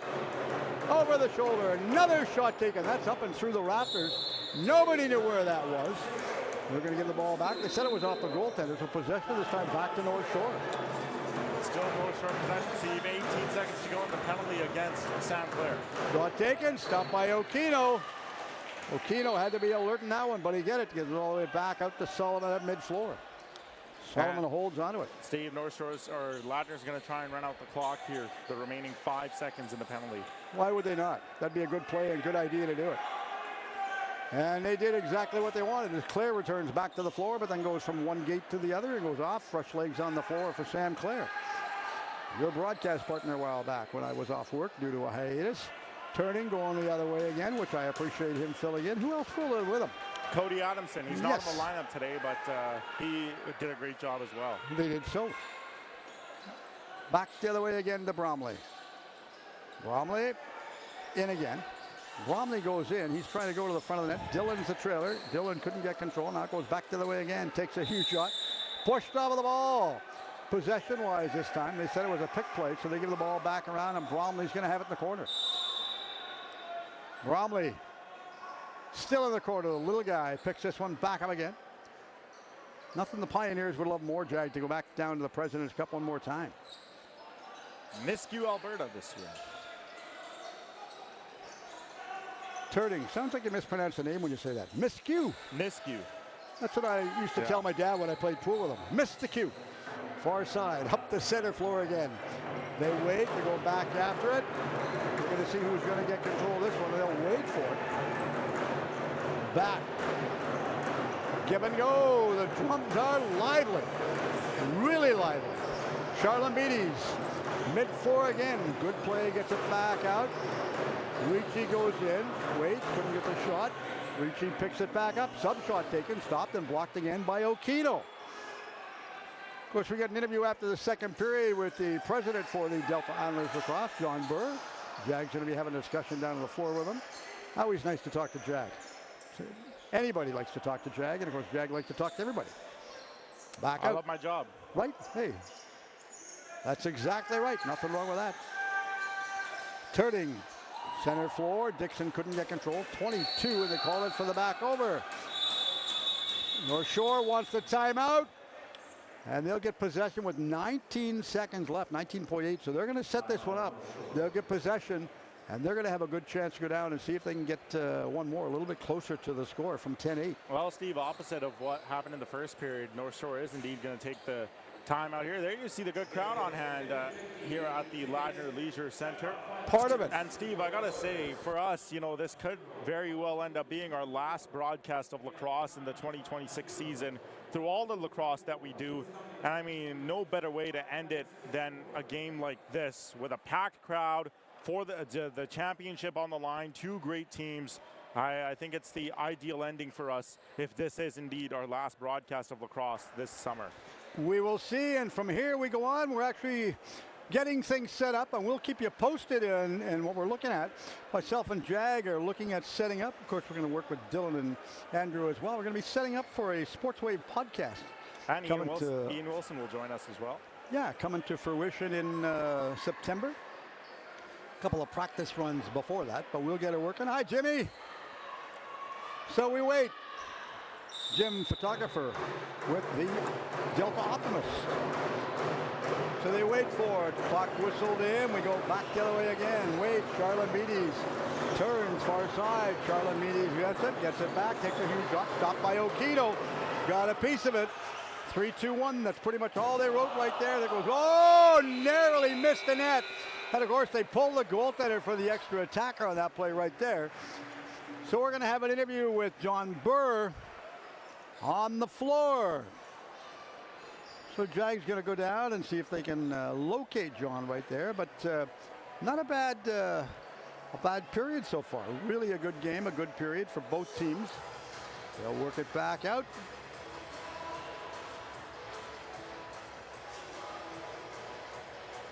Trading six all the way over on the far side. There you can see Mitchell, Solomon, Hanair, Kozak, and the coaching staff. Oh, I see John's already down there.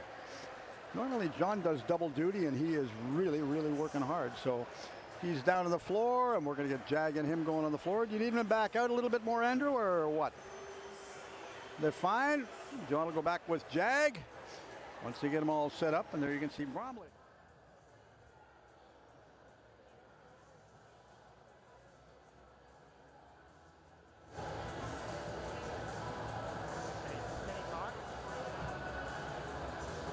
Pleased to be joined by Ladner's president John Burr following the Pioneers president. Yes, there you go. It's very loud in here. I can't really hear much. I'm pleased to be joined by Pioneers president John Burr in the second intermission. John, first of all, thanks for doing this. We're normally up in the booth, but nice change of scenery down here. You know what? We got an awesome crowd today. I'm super happy about that.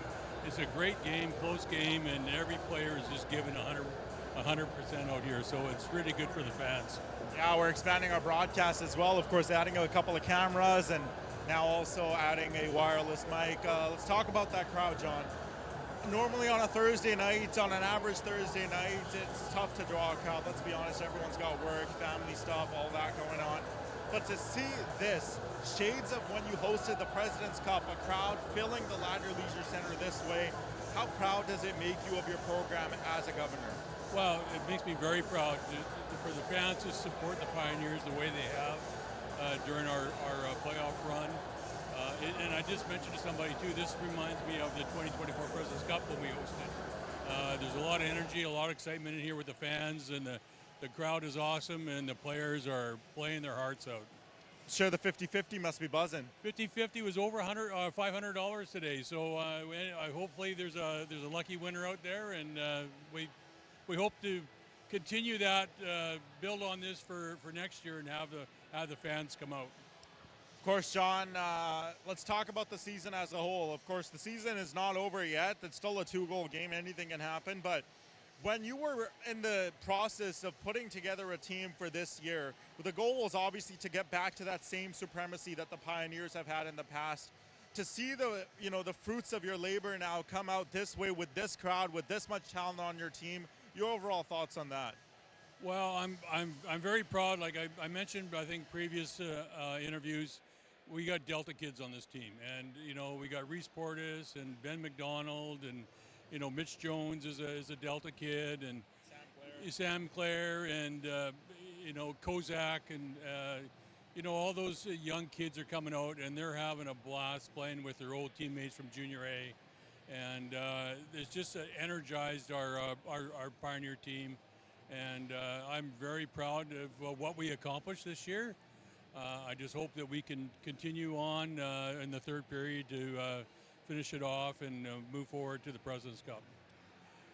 Talking about the last 7 President's Cups, or the last 7 West Coast Senior Lacrosse Association titles, John, 6 of those 7 titles have been won by the Ladner Pioneers. The only one they didn't win was in 2018. The Nanaimo Timbermen defeated the Ladner Pioneers that year.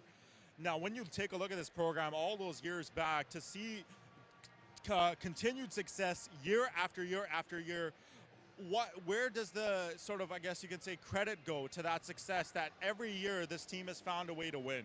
I have to give it to the coaching staff. Ross Frelick has done an amazing job recruiting players. We have another Delta citizen that's in our corner as well, and he's helping us out as much as he can. And I just think it's just, we have a history of a family-oriented senior men's lacrosse team, and people want to be part of that. And I'm just so proud of Ross and his staff and all the executive that have given everything they've got and volunteered their time to put a good quality team on the floor for the fans to enjoy. Not to pump our own tires here, John, but the broadcast put on today, dare I say, no other team puts on a show like we do here in Ladner. The Pioneers, they do it the right way. The Ladner team, the Pioneers, they do it the right way. Sportswave has been a proud partner of the Pioneers this season.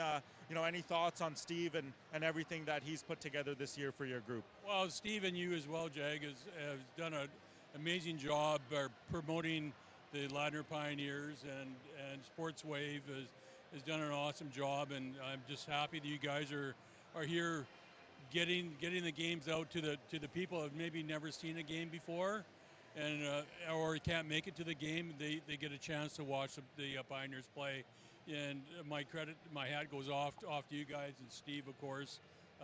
He's an amazing man, and we're just very thankful to have you guys on board, streaming the games for us.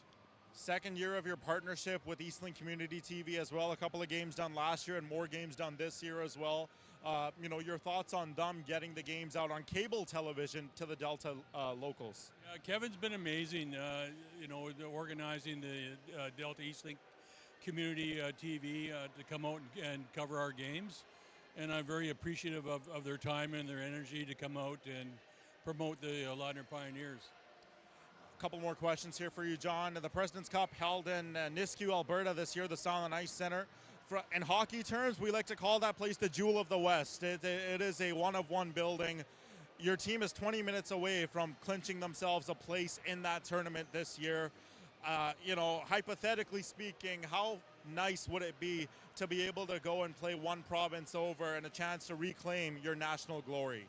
Well, we're excited if we get a chance to go to Edmonton this year. We're going to give it our all in the President's Cup. There's no two ways about that. We're excited for what may happen. Don't forget, these are the best teams across Canada coming into one tournament. Anything can happen. So I'm just hoping that we stay to our game and stay to our program, and hopefully we can bring home another President's Cup. Final question for you, John. Again, 20 minutes away from winning the league this season. If your team was to get this job done here today, I believe there would be a trophy presentation post-game? There is a trophy presentation for the league and the provincial trophy, as well as All-Stars, top goaltender, top scorer, all that stuff. So we're going to be having all that right after the game. Well, we'll make sure to have our wireless mic down here as well to make sure everyone can hear it. And hey, John, if the score stays this way, I'll hope to talk to you after the game. I hope so. I want to take my hats off to North Shore. They came here today to play. They're playing hard. It's a close game. Anyone can win this game. They are a very good team. Appreciate your time here, John, and best of luck in the third. And hopefully we'll chat with you post game. Thanks, Ben. Thanks, Jack. That is John Burr. Steve, back to you. Thanks, Jag. Appreciate that. Good words by John. And, of course, John's president, sort of jack of all trades. And, of course, he's got the farm over here. And I was telling the other night when I was talking, and we were doing the broadcast on TV for Eastlink TV, if you think the name is synonymous of Burr, a distant relative of Raymond Burr, we should let everybody know. And, of course, John, and, of course, Patty keeps the house in line and keeps John in line, too. But shout out to Patty. I see her down the far end over there. I saw her walk in earlier on. And she runs the roost, so to speak. Good family, nice to see. She actually taught in the high school in South Delta. So that was good to have. And, of course, Pioneers. You'll notice the one thing with the Pioneers is they'll bring their players up from the junior ranks, whether it's junior B, and they develop them down there and then bring them back up to the A level, and then from the A level up to the Pioneers, Jag. So good interview with John. I know he's getting eager and he doesn't want to, let the chickens roost too much, but there's nothing he'd love more than go back to Alberta for a championship and see the trophies, the presentation. Yeah, Steve, the trophies from the President's Cup all over the year, the President's Cup that the Pioneers have won. National champions from 2022 to 2024. I'm sure, Steve, a 2026 banner would look just as awesome up there. But again, like you said, John is not getting too ahead of himself. There's still 20 minutes left. And, well, Steve, if Ladner was to hold on with the score, I invite all of our viewers to stick around post-game as Sportswave will bring you exclusive coverage of the trophy presentations alongside a couple player interviews, and we'll hear from the commissioner as well of the league. Yeah, it's going to be fun. So we go back around, waiting for it. Indians get the ball. See if they're going to have a fast start. They go inside. What do we got going on the far side? I missed it. I think just a miscommunication there. So Jones gets the ball. Start of the third period. Only played 12 seconds. 10-8 in favor of Ladner. 11-8 right now as they get an early goal. 16 seconds into the third, Jack. Oh, that's an ideal start for the Pioneers, Steve. A good drive right towards the net and no mistake made from the Ladner Pioneers as Hayden Dixon able to get through, and we'll see Jones set up that play all from the near side as he finds the cross-floor pass, and Hayden Dixon right to the front of the net beats goaltender Lee Jackman there. It's 11-8 now for the Ladner Pioneers. If you hear us making the name Jones a couple times, that's because there's two of them on the team. Yes, there's Mitch Jones and Ryan Jones, although, Steve, Ryan Jones is not in the lineup today, so it's just Mitch Jones playing tonight. Back around. Shout out to Matt Hogue, who is sitting at home watching the game, hopefully. Turning far side, the Pioneers trying to get the ball free this time as they work it back loose, and the drums come to life again. Dunbar is in there. Dunbar gets it. Going in, diving play, push, call them for the crease in that play right there. Carefully played. The players get in a little bit too close. Sometimes their feet move faster than they want to go. New 30 on the clock. Center floor. I love those drums. I can't say that enough. It adds to the atmosphere here, Steve. Oh, it really does. And again, John told me in the interview as well, Steve, he had flashbacks to the President's Cup in 2024 with the amazing crowd that we've got here today. Never good when you have a flashback. Well, I think in that case it is good, though, because there was such a good crowd in 2024, and now a great crowd here again. So Jones comes inside. Also coming inside is going to be McDonald. Waits. Pushed off of the wall. They're going to go after this one again, and this is Dixon that misplayed it. Now they'll throw it out to center floor again. Waiting for it. Jackman down the left side. Jackman threw it straight forward. Good setup play up to Quinn. Quinn. Mid-floor. Good play for Quinn to feed it back all the way out to Shum. Inside is Aquano. Aquano works his way inside. Trying to get it. Waits. Pioneers up by 3. Not over yet. Lots of time left. And they'll wait for it again. Pioneers straight up with Sam Clare coming back down. Sam Clare hustles his way in. Looks going after this one. Wads it back through over to Jones on the far right side. Jones comes inside. Looks, turns. Jones holds onto it. Porteous is wide open. Jones turns right side. Looks, thought about giving the sub pass back over underhand. Back around over to Porteous. Not going to get control. Now they turn. Bromley has the ball. Bromley goes in. Way looking for it. Porteous gets upended. Wait, shot taken off of the back wall. And this goes up over center floor. So possession again for the Indians, Jack. And again, North Shore, what sort of life do they have in them? What sort of push do they have in them? They have to try and find one early here in the third as Ladner now starting to get on that front foot. Turn. Goes wide, sets this one on the right side. This is Reshny has it. Reshny calls for it again. Turning, taking a one hopper off of the wall this time, and Ricci comes inside. Ricci goes in, as Ricci goes inside, Aquano trying to get control out of his reach, and that goes back out over center floor, so they give the ball back around to the Pioneers. 17-14 left, third period. And again, such a great crowd here tonight as well, Steve, at the Ladner Leisure Center. You love to see it. Lacrosse deserves this sort of crowd. Lacrosse deserves this type of viewership. I'm so happy that we have it. And I'm so happy that we can bring it to you on Sportswave TV as the goal goes in and the referee indicates so. And that puts them up one more on the board, Jack. Yeah, Steve, another goal there for the Ladner Pioneers, and now they have their biggest lead of the game. Again, a 4-goal lead, Steve, and Ladner starting to create some separation here in the third period. Let's take a look at the replay. The far side, Jackson Dillon, as you can see, goes right to the net. And as highlighted by our producer, Dylan, no mistake made by Jackson Dillon. 12-8 Ladner. I think that circles from my vantage point, Jack. Helps us see better. It is. Turning far side, Doucette. Wait, what they call him? They call him back over. Oh, Ladner Pioneers player was pushed into the bench, Steve. And the coaching staff for the Pioneers questioning the call with the referees in that play. Hayden Dixon somehow ended up in the Ladner bench, and Got now a we're going to penalty? have a. We'll see what the call is. It's going to be a cross-checking call against North Shore. Steve, Ladner power play. As looks like for North Shore, heading off is going to be Temeka Godfreyson. 2 minutes for cross-checking. I didn't think the referee saw that. I'll give him full credit. 3 officials, Steve. It's working out pretty well so far, but North Shore not too happy, as you can see their coaching staff there.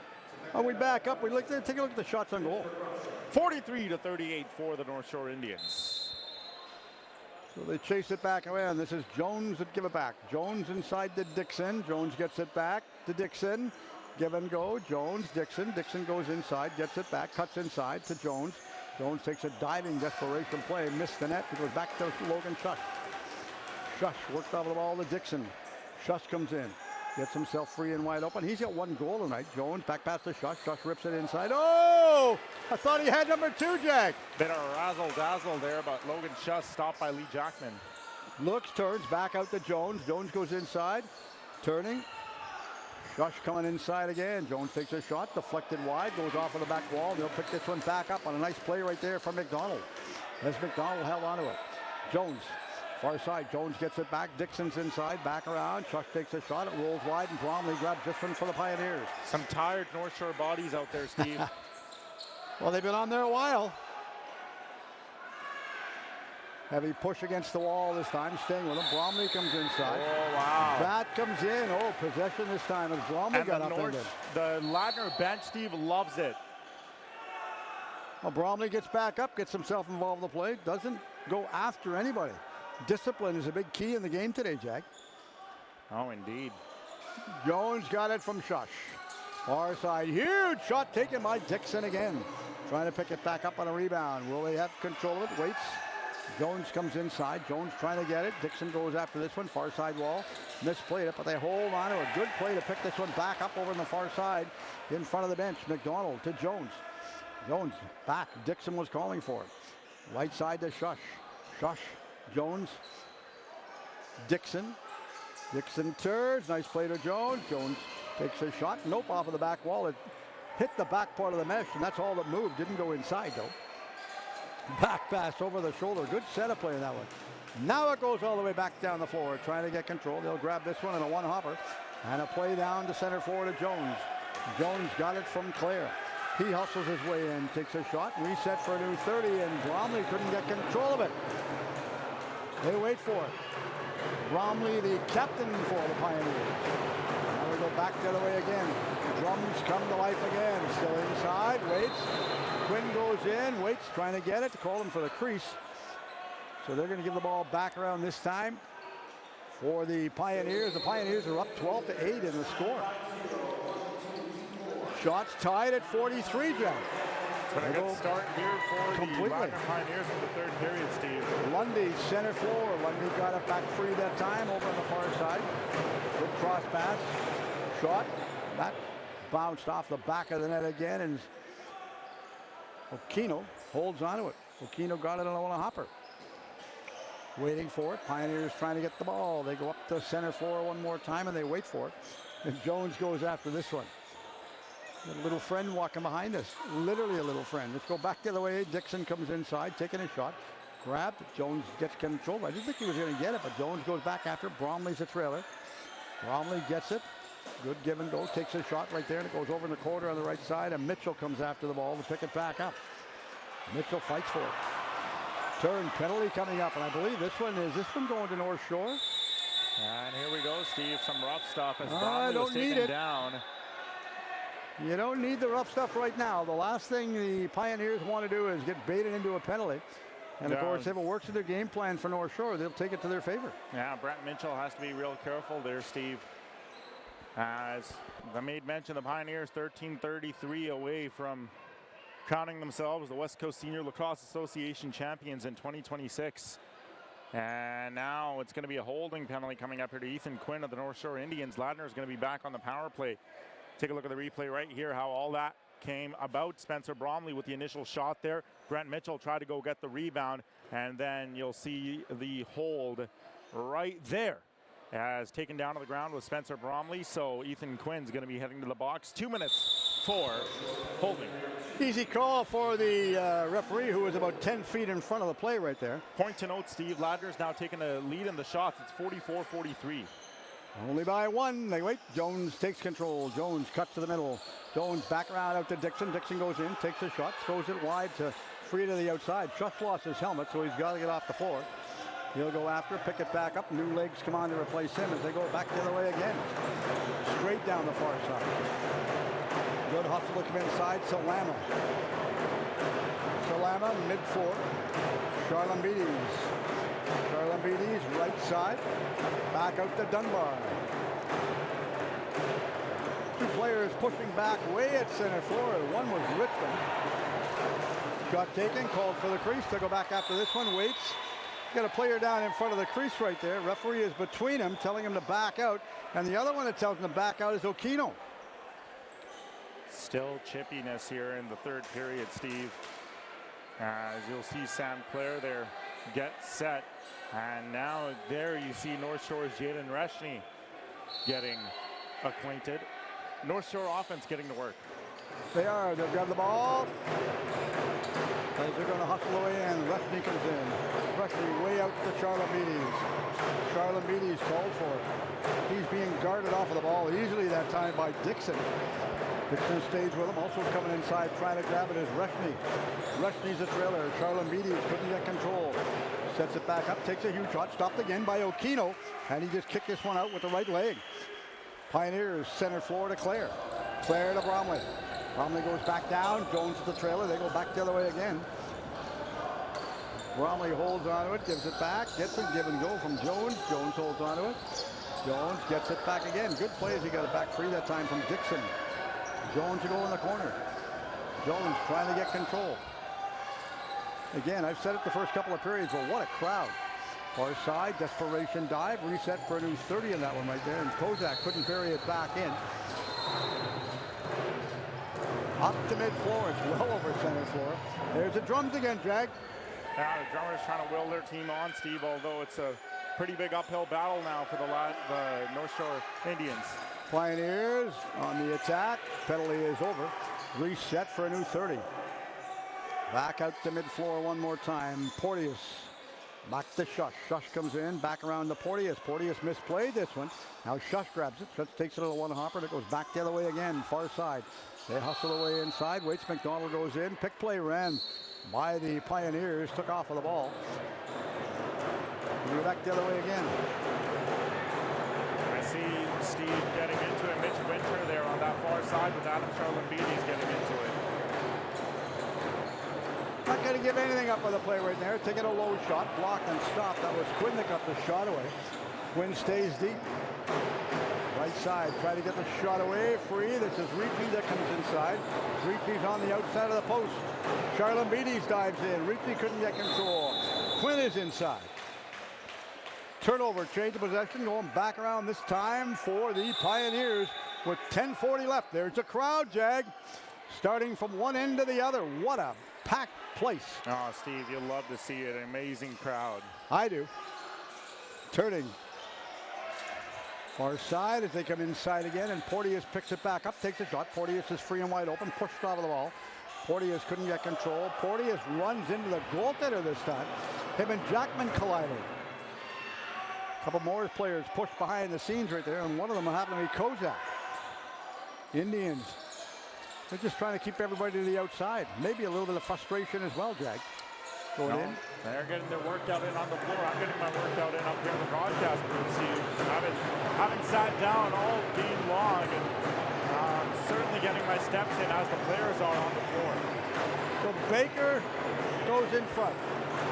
Also in front of the goal this time, trying to get the shot away. This time was Dunbar. Back in and out. Grabbed again. 5 on the shot clock. Pioneers pick the ball up. New 30 in the clock, and they go back the other way again, straight up the right side. Back out. Kozak couldn't get control. He was waiting for it in front of the penalty box. Looked like a slap shot at center floor, Jag.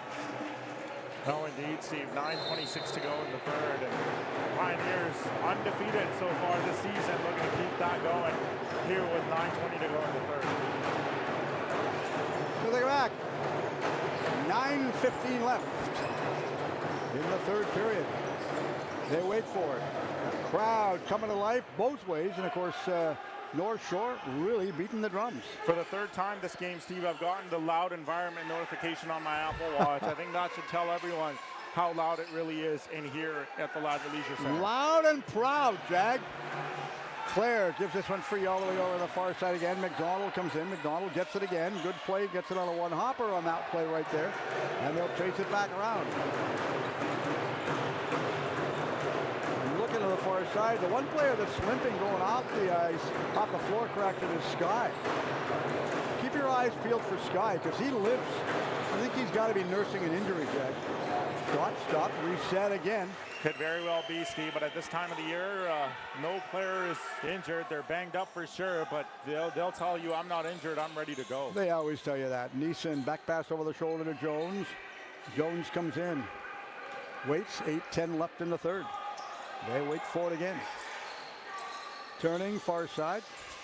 Great work for our camera crew and broadcast crew with Dilson and Andrew. Dylan doing a great job on the graphics. Andrew doing an exceptional job on camera. Now they go back the other way again, straight down the left side as they hustle their way back inside. Bad had the ball. That give and go. Good free pass all the way back over on the far side again. Solana had it for a second. Now it comes inside, turning, trying to get the shot away again. They wait for it. Ricci comes in. Ricci off the wall. Sets it back up. Huge shot taken, deflected wide, called. Reset for a new 30, indicated by the referee. Left side. And there, Claire. Claire comes in, waits, not going to get it. Porteous goes off on a change, and the Indians pick the ball up. Indians mid-floor, straight down as they threw it straight forward. Then going off on a change was Solana. Left side, good play to hustle away inside. This one was Dunbar. Dunbar back around inside. Charlambides couldn't get the shot away. He was double teamed. Shot scores, and the Indians pull within 3, Jag. Curtis Shum is going to find the back of the net for that goal right there. As he's able to get to the back of the net. We'll take a look at the replay right there. The howitzer from that right side. Good body movement, off-ball movement, I should say, by the North Shore Indians. Curtis Shum gets open, gets to where he wants at that right side, and he makes no mistake beating goaltender Keegan Okino, as Curtis Shum, Steve, has made it a 3-goal game with 6:58 to go in the third. North Shore got their extra player on. They were missing one player, so they got him back out. Kicked straight forward that time, back into his own half of the floor by Claire. Looks like he was playing soccer. Curtis Shum, Steve, they're back in. Of course, Kevin Adams tuning in from Surrey. Watching the game. Shout out to Kevin. Kevin's our producer at Eastlink TV. Between Kevin and Laurie, have to say hi to Laurie as well. She'll get mad at me. Nice to see them tuning in and watching the game. There you can see more crowd on hand to watch it. From the little guns all the way back up to the big ones that we see out on the floor right now. Good game, well played game, and well matched by both teams, Jag. Hayden Dixon's going to find the back of the net there. 13-9 the score. As you see right there, Dixon makes a beeline right for the net, and Ladner, after giving up the four-goal lead they have, they take it right back. It's 13-9. Have to mention that Kevin is our producer at Eastlink TV. We've done a few games with him this year for the Pioneers. I know the Pioneers love it when they come when they get their TV games. Back the other way again. Of course, they also like it when they're simulcasted on SportsWave, so everyone can watch regardless of where you're from. Shot, block, stop, and the Indians pick the ball back up. They're going to go back down to center floor again. Good hustle to come inside. Lundy grabs the ball. Lundy lobs it back, waits, 6:10 left in the third. Lundy's off by the change. Also coming inside is going to be Reshny. Reshny comes in. Reshny runs the pick this time. Coming inside, trying to get the control of it. Doucette is in there. Shot taken, stopped by Okino. Rebound, picked back up, called him for the crease. So they go ball back around again for the Pioneers. And the Pioneers come back down. Don't leave, because should the Pioneers pull out a win tonight and win the series, we're going to have some on-floor interviews that Jag's going to be going down doing. Players, coaching staff, league commissioner as well. Shot, another goal, and that regains the 4-goal lead again, Jag. Steve, I think, would you say, is that the dagger right there? As the 14th goal up on the game for the Ladner Pioneers, 5-goal lead now for them, and we'll take a look at the replay right here as Logan. Logan Schuss with a smart pass inside. Hayden Dixon makes no mistake. And Steve, is that the dagger? By the looks of it, Ladner may have well punched themselves a ticket to the President's Cup. I'm not counting North Shore out at all. Their coaching staff knows what they want to do and what they want them to play and how they want them to play, so they'll go back that way again. Still inside, Salama goes in, the trailer way back at mid-4 is going to be Ricci. Ricci calls him, even up, the net is empty, Jag, for the extra attacker for North Shore. Well, nothing to lose at this point, Steve. No, Your not at season's all. on the line. Nothing ventured, nothing gained. Now they go back the other way, turning, going back the other way again as they hustle away inside, going after this one. Dunbar comes in. Shot taken by Dunbar. Rebound goes back all the way out to center floor again. As they pick this one back up. Indians off on a change, way back at center floor. The goaltender is out again, Jag.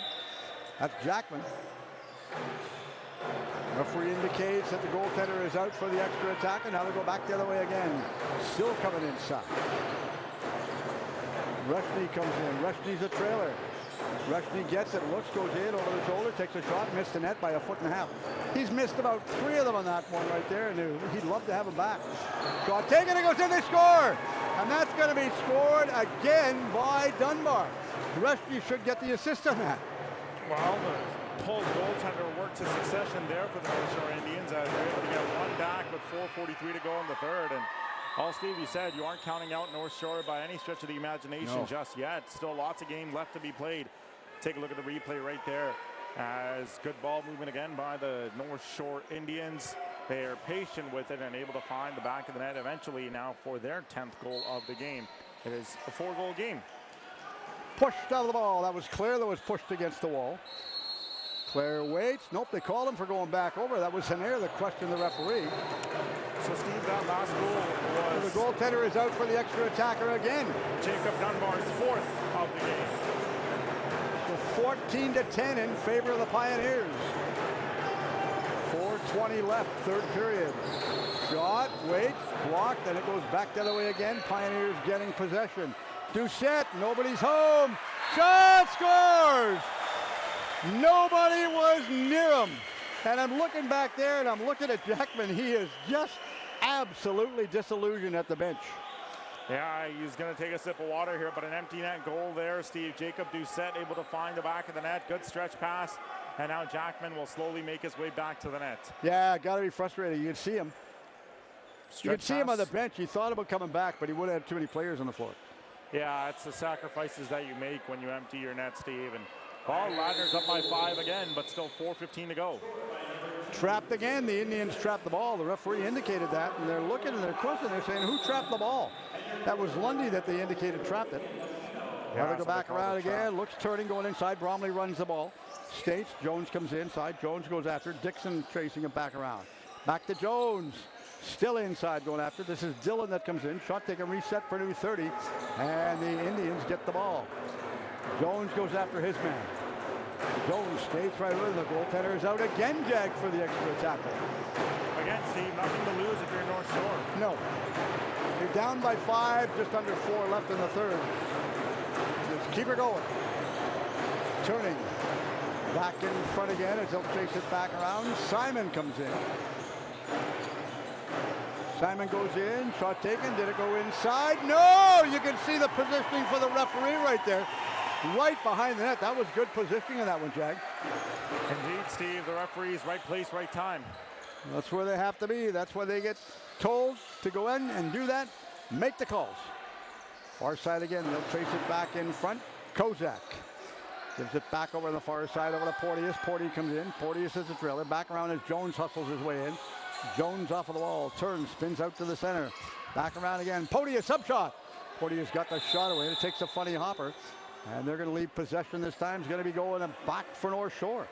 Ball bounces up to the mid part of the floor. Special shout out for everybody tuning in, watching the game. They're indicating the net is empty again. This time, though, Steve, Jackman is ready to turn on the Jets should he be necessary to go back to his net.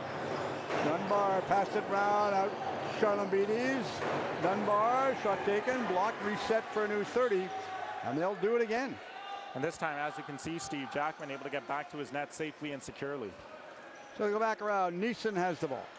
Neeson lobs it. A one-hopper out to center floor to Bromley. Bromley takes his time. Shot taken, stopped again by Jackman. Jackman off one more time on a change.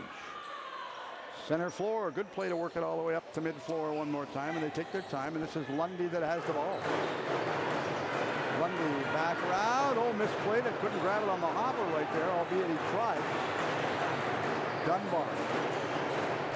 Shot taken, stopped again. Nice stop of that one by Okino. After was ripped in by Reshny. Winters at second floor. Winters way back at center floor. Dunbar stays with him. Back the other way again over to Kozak. Kozak calls for it. Porteous. Jones. Right side to Reshny. Reshny hustles his way in, gives it to Kozak. Kozak goes back on the far side one more time. Kozak comes in trying to get it. Looks, gets control, dangles to the right, takes a huge shot, stop, reset for new 30. Big save of that one right there by Jackman. Jackman's made some pretty solid stops, Jack. Yeah, Steve, but unfortunately, he's going off again. By 5, a minute 17 to go in the third. And Steve, you talk about crowd support, North Shore, the fans willing on their team until the very end. They're doing everything they can until the final buzzer. Aquano goes in, waits, not going to get control, still fighting for the loose ball if they can grab it. Ricci comes in, out of Ricci's way. Charlambides looks, goes to the right. Charlambides rips a shot and narrowly missed the post. Just under a minute left in the third period. Pioneers up 15-10. Albeit they find themselves trailing on the shot department, Jack. Back out to Dillon. And Steve, I think the Pioneers and the Pioneers faithful can feel it. They've booked themselves a trip to Edmonton. Well deserved. Back around. Bromley holds on to it. Bromley shot and scores another one with 24 seconds left in the third period. Again, Steve, what a game for Jackson Dillon. That's going to be his 4th of the game. And he just continues to impress. There, as you can see him finishing it off. That's going to be his 4th goal of the game. 2 assists to go along with it. 6 points now for Jackson Dillon. You can see the dejection right there. Dejection for the Indians. But they haven't quit. They wait. They're going to get the ball in. Whistled in right there. Going after this one. Will they grab it? Sure they will. Clare has the ball. Clare back out to Bromley. Takes it on the hopper. Bromley glances up at the clock at the back end, way deep inside his own half of the floor, and Bromley just kills seconds off the clock. 12 left right now. Bromley says, I know what I can do, and I'm just going to keep this one for a souvenir. 5 left. Rolling it back in the corner. They go back around, and we look, and the Pioneers pull out the win. There you can see the bench on the far side. Going back down to Mr. Okino. And they'll celebrate, Steve. They should. All coming together, a hard work, an undefeated season here in the West Coast Senior Lacrosse Association. Yes, indeed, and it's a championship for the Ladner Pioneers. So they will have practice time between now and the time they head back to Alberta, which won't be for another couple weeks. Do we have the dates for the President's Cup? I'll check on that one right there. We'll see if we can find them. Jags going down to the floor. Going to grab some interviews, which works out fine. There you can see the President's Cup, August the 30th to September the 5th in Edmonton, Alberta. That's going to be held right there. And of course, special shout out to everybody tuning in and watching the game right now. As it all unfolds, we're going to have the traditional handshake on the floor. The trophies will come back out. Drums are still coming to life here in the Ladner Leisure Center. Great crowd on hand to watch the game. They played well, they played hard, and they fought hard. Both teams. We were told before the game, some of the players on the teams, both teams could be their final game for Senior B championship. Jim's out on the floor doing his ever best at photography, which he always does. And of course, this is what it's all about. This is sportsmanship at its finest. This is what I like about the game. You can be as aggressive and, you know, play as physical as you want to in the contest, but this says it all right now. Jag is down on the floor talking to John Burr, who he did the interview with after the second period. Good interview. And of course, John was talking about the trip to Alberta for the President's Cup. Another trip to Alberta for the President's Cup. It seems like the Pioneers never get lonely of that road trip to Alberta. Come up a little bit shy a couple of times, but they want to see if they can pull out another win. And this one right there. 3 officials, they're getting thanked by the players, and they did a good job.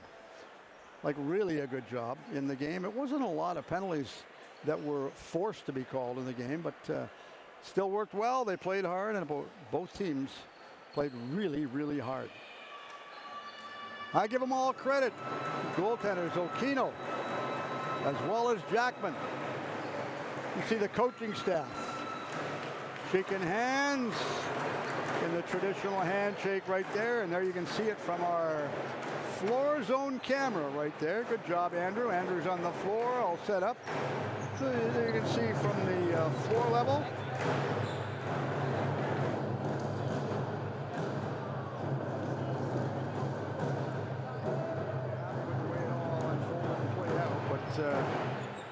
They come out, they played hard, and now we're going to have the presentation for the trophy and MVP awards and presentation as well. So it's going to be a lot of fun. Pioneers going to line up with the blue line. I'm not sure, or their line in general won't necessarily be the blue line. I'm not sure whether the North Shore will stay on the floor or whether they will make their way to the dressing room. And of course, I was looking at Aaron Sky. Aaron Sky is obviously nursing an injury. He limped around on the floor several different times, played hard, played really hard and aggressive, and fought hard. I'm going to see if we can throw it down to Jag right now. Jag, you got any interviews? I think we're just going to wait. If Jag's going to line something up or whatever they're going to be doing. I give Jag the thumbs up. Okay, let's go down to Jag right now. Well, Steve, I can report that Matt Hogue is in the building. He's to our broadcast left, but let's hear now from the commissioner of the West Coast Senior Lacrosse Association.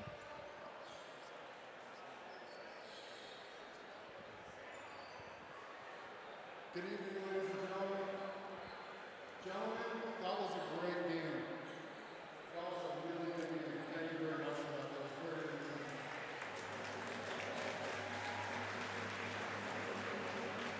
My name is Ryan Ladner. I'm the team commissioner for Senior D League.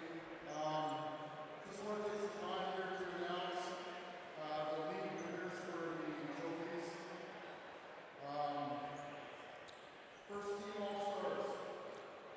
Adam Sherlovides, Mitch Jones, Dave Hammond, Aaron Sky, Cody Adamson, and Matt Hills.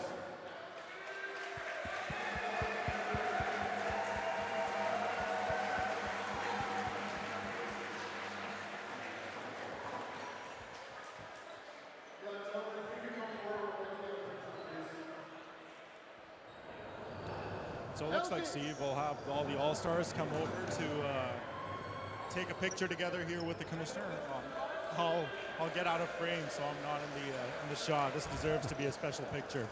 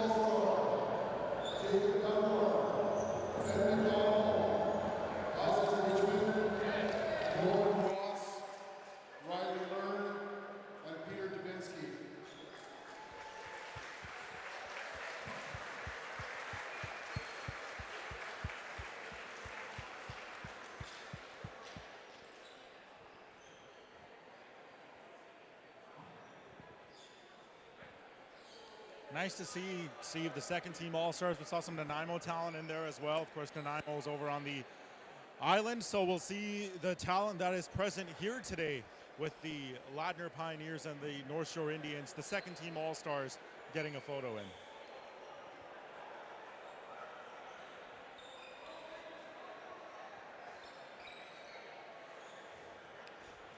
It's a bit of a shout out to the Burnaby Lakers there as well.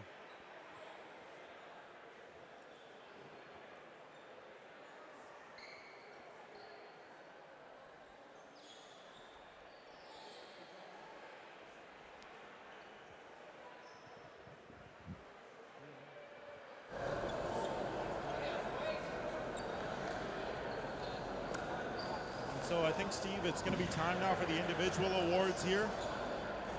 We got a few awards here, actually, a few trophies that John Burr has presented.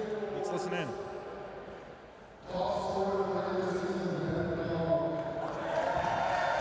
So Ben McDonald wins top scorer. I mean, what a individual season it was for Ben McDonald. I believe 73 points for him in the regular season.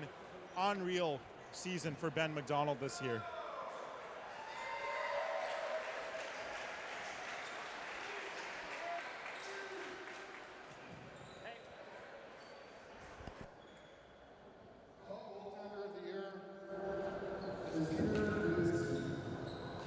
So the Nanaimo Timberman netminder, of course, not here. Camera guy on the floor. Yeah, he's down there. Rookie of the year, Jackson Dillon. What a season for Jackson Dillon, Steve. Back-to-back Minto Cup champion, and now wins Rookie of the Year here for the West Coast Senior Lacrosse Association. And again, we sang his praises all game long. 4 goals, 2 assists, 6 points for Jackson Dillon, and he takes home Rookie of the Year honors. Congratulations to Jackson.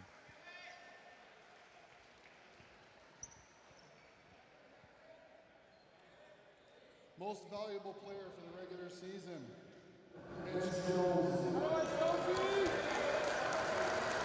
mean, rightfully so, Steve. Mitch Jones, he didn't play all of the regular season games this year, but nonetheless, the games that he played in certainly made an impact and now takes home MVP honors in the 2026 West Coast Senior Lacrosse Association year.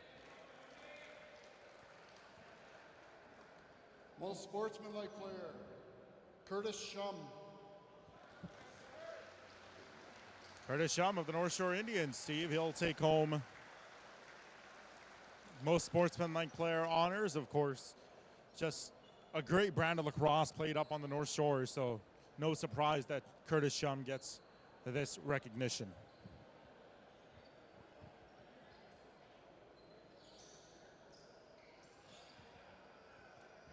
Top offensive player, Jacob Dunbar.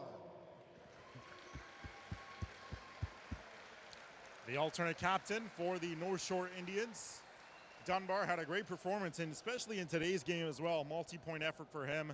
Kept his team within it in game 2 as well. He had a splendid outing for the North Shore Indians in what was ultimately a 2-goal game in game 2.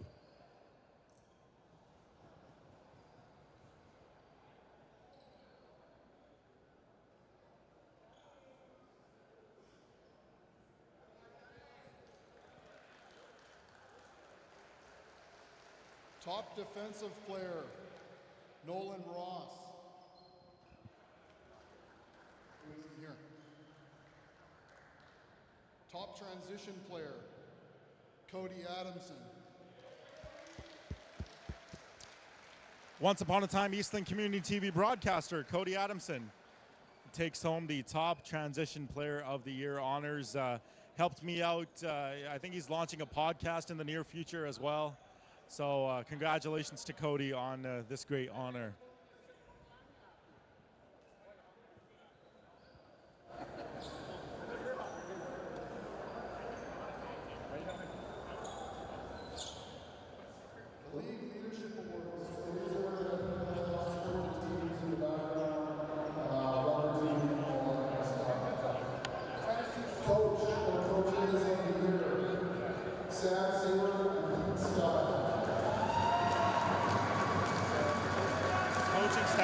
Takes home Coach of the Year honors this year. Congratulations to them. Of course, guided this team to second place finish in the league and took them all the way to the finals here this year of the West Coast Senior Lacrosse Association. Congratulations to Sam and Pete.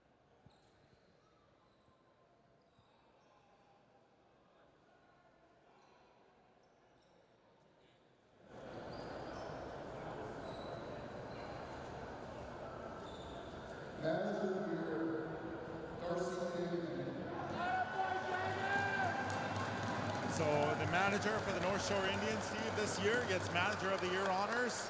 And again, congratulations to him on this well-deserved honor. I know he came up to talk to you before the game today. You had a good conversation with him as well. So congratulations to Darcy.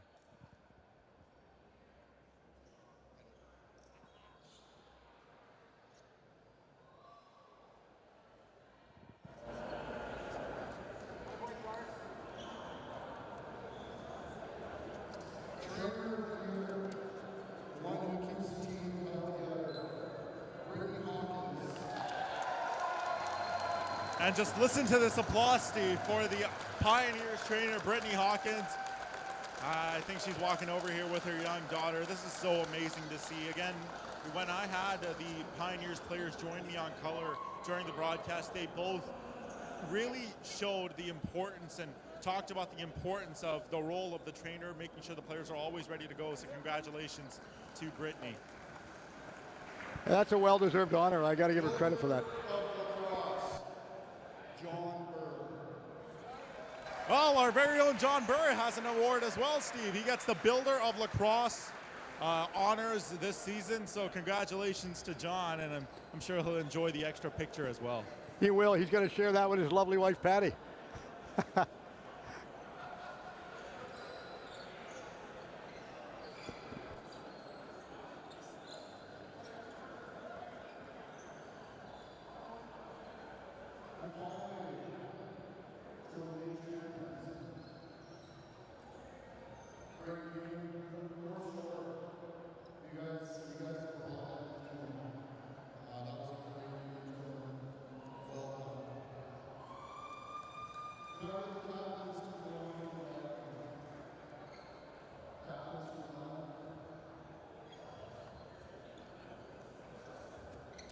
So the leadership group for the Ladner Pioneers will come over to collect the provincial championship banner.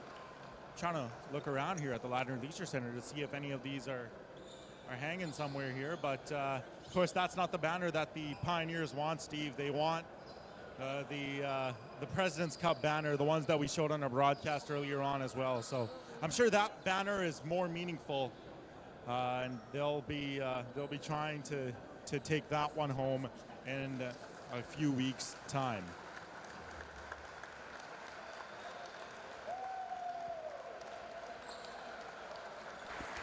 That's the banner, one of the banners that they were looking for. Well done, Ladner. I know you'll represent BC well in the President's Cup. Good job, play hard.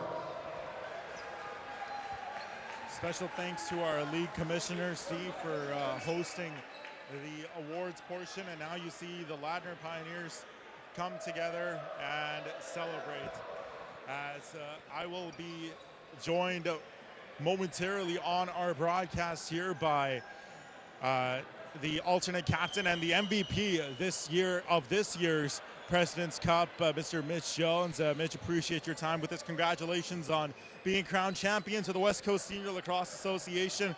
I know you guys have a bigger goal in mind, but what does it feel to check one more box off of the list? Yeah, thank you. That's exactly it. Checking off boxes here. Obviously, our goal is to represent the West well and ultimately win the President's Cup. This is a step in it. Courage and North Shore gave us a great series. They're up in our competition, getting us ready to go. And, nice to take a moment here and celebrate with the guys, but we got a couple weeks here and then we're off to President's Cup. A strong performance for you all throughout the season. Offensively, you were not just creating opportunities for yourself. The games you played, you helped your teammates as well. What made it so easy for you to produce at the rate that you did?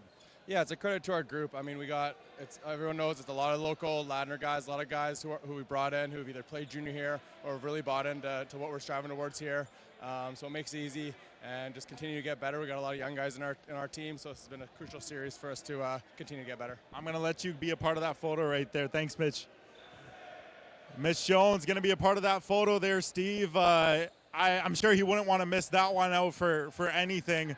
I see North Shore on the opposite side of my broadcast booth taking a photo as well. Nice for them to honor the accomplishment of finishing their season strong as well. Unfortunately for them, it's not going to be a President's Cup berth, Steve, but you see on both sides of the floor, North Shore, and now you see the Ladner Pioneers, champions of British Columbia here in 2026. I'm hoping I'll get a couple more interviews lined up here for you after the awards, and then now you see North Shore walking off the floor as well. Yeah, slow to walk off the floor, but and the Pioneers at the other end, they're doing all they can to do everything to get themselves back involved. Of course, a happy bunch of boys, happy bunch of young men. They made it to this final, and that's what they were looking for. No questions asked about that one at all.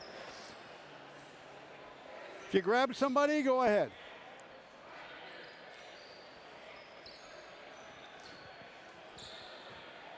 So while the players still doing a little bit of congratulations, I hope everyone enjoyed our broadcast. We're not done yet. We're still going to be on air for a bit. Jag's going over to the bench, see who he can grab. And we will. I think Jag's going to end up getting who's he going to get? Mr. Dillon. So Jag is there with Mr. Dillon out in the center floor, and if he's going to have a chat with him, we'll let him. Okay, Jag, it's all yours. All right, pleased to be joined by Jackson Dillon, this year's Rookie of the Year for the West Coast Senior Lacrosse Association. Jackson, first off, I got to say, man, wherever you go, you play entertaining lacrosse. The last couple of years you spent playing for the Knacks, and now here in the Pioneers. Your overall thoughts so far on your first year of Senior B lacrosse? It's amazing. I mean, we have such a good group of guys, really tight locker room, and a lot of leadership. So it's pretty easy to step into a role here and just kind of find a way. I say entertaining because this was my first year, the voice of the Coquitlam Adanacs, and those boys put on a show despite what the result was yesterday. Here, you guys were undefeated all season long. What can you say, what contributed to not just your success, but the team's success overall this year? I think just honestly, it starts with the leadership, coaching, the tenure here, and we win.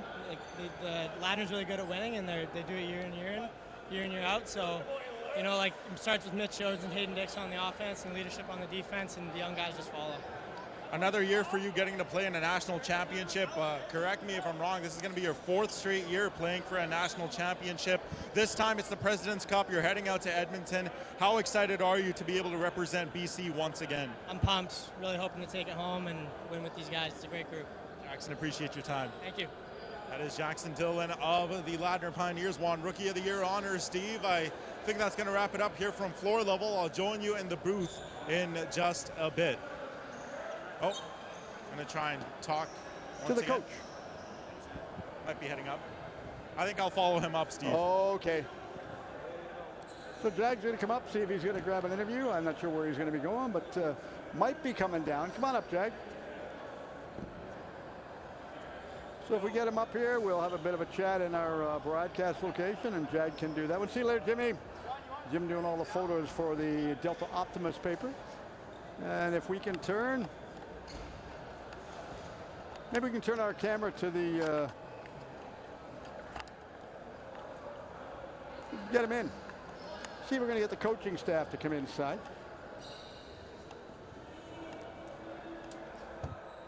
So that was a well-played game, Jag. Can't take nothing away from that one. That was a hard-fought game by both teams.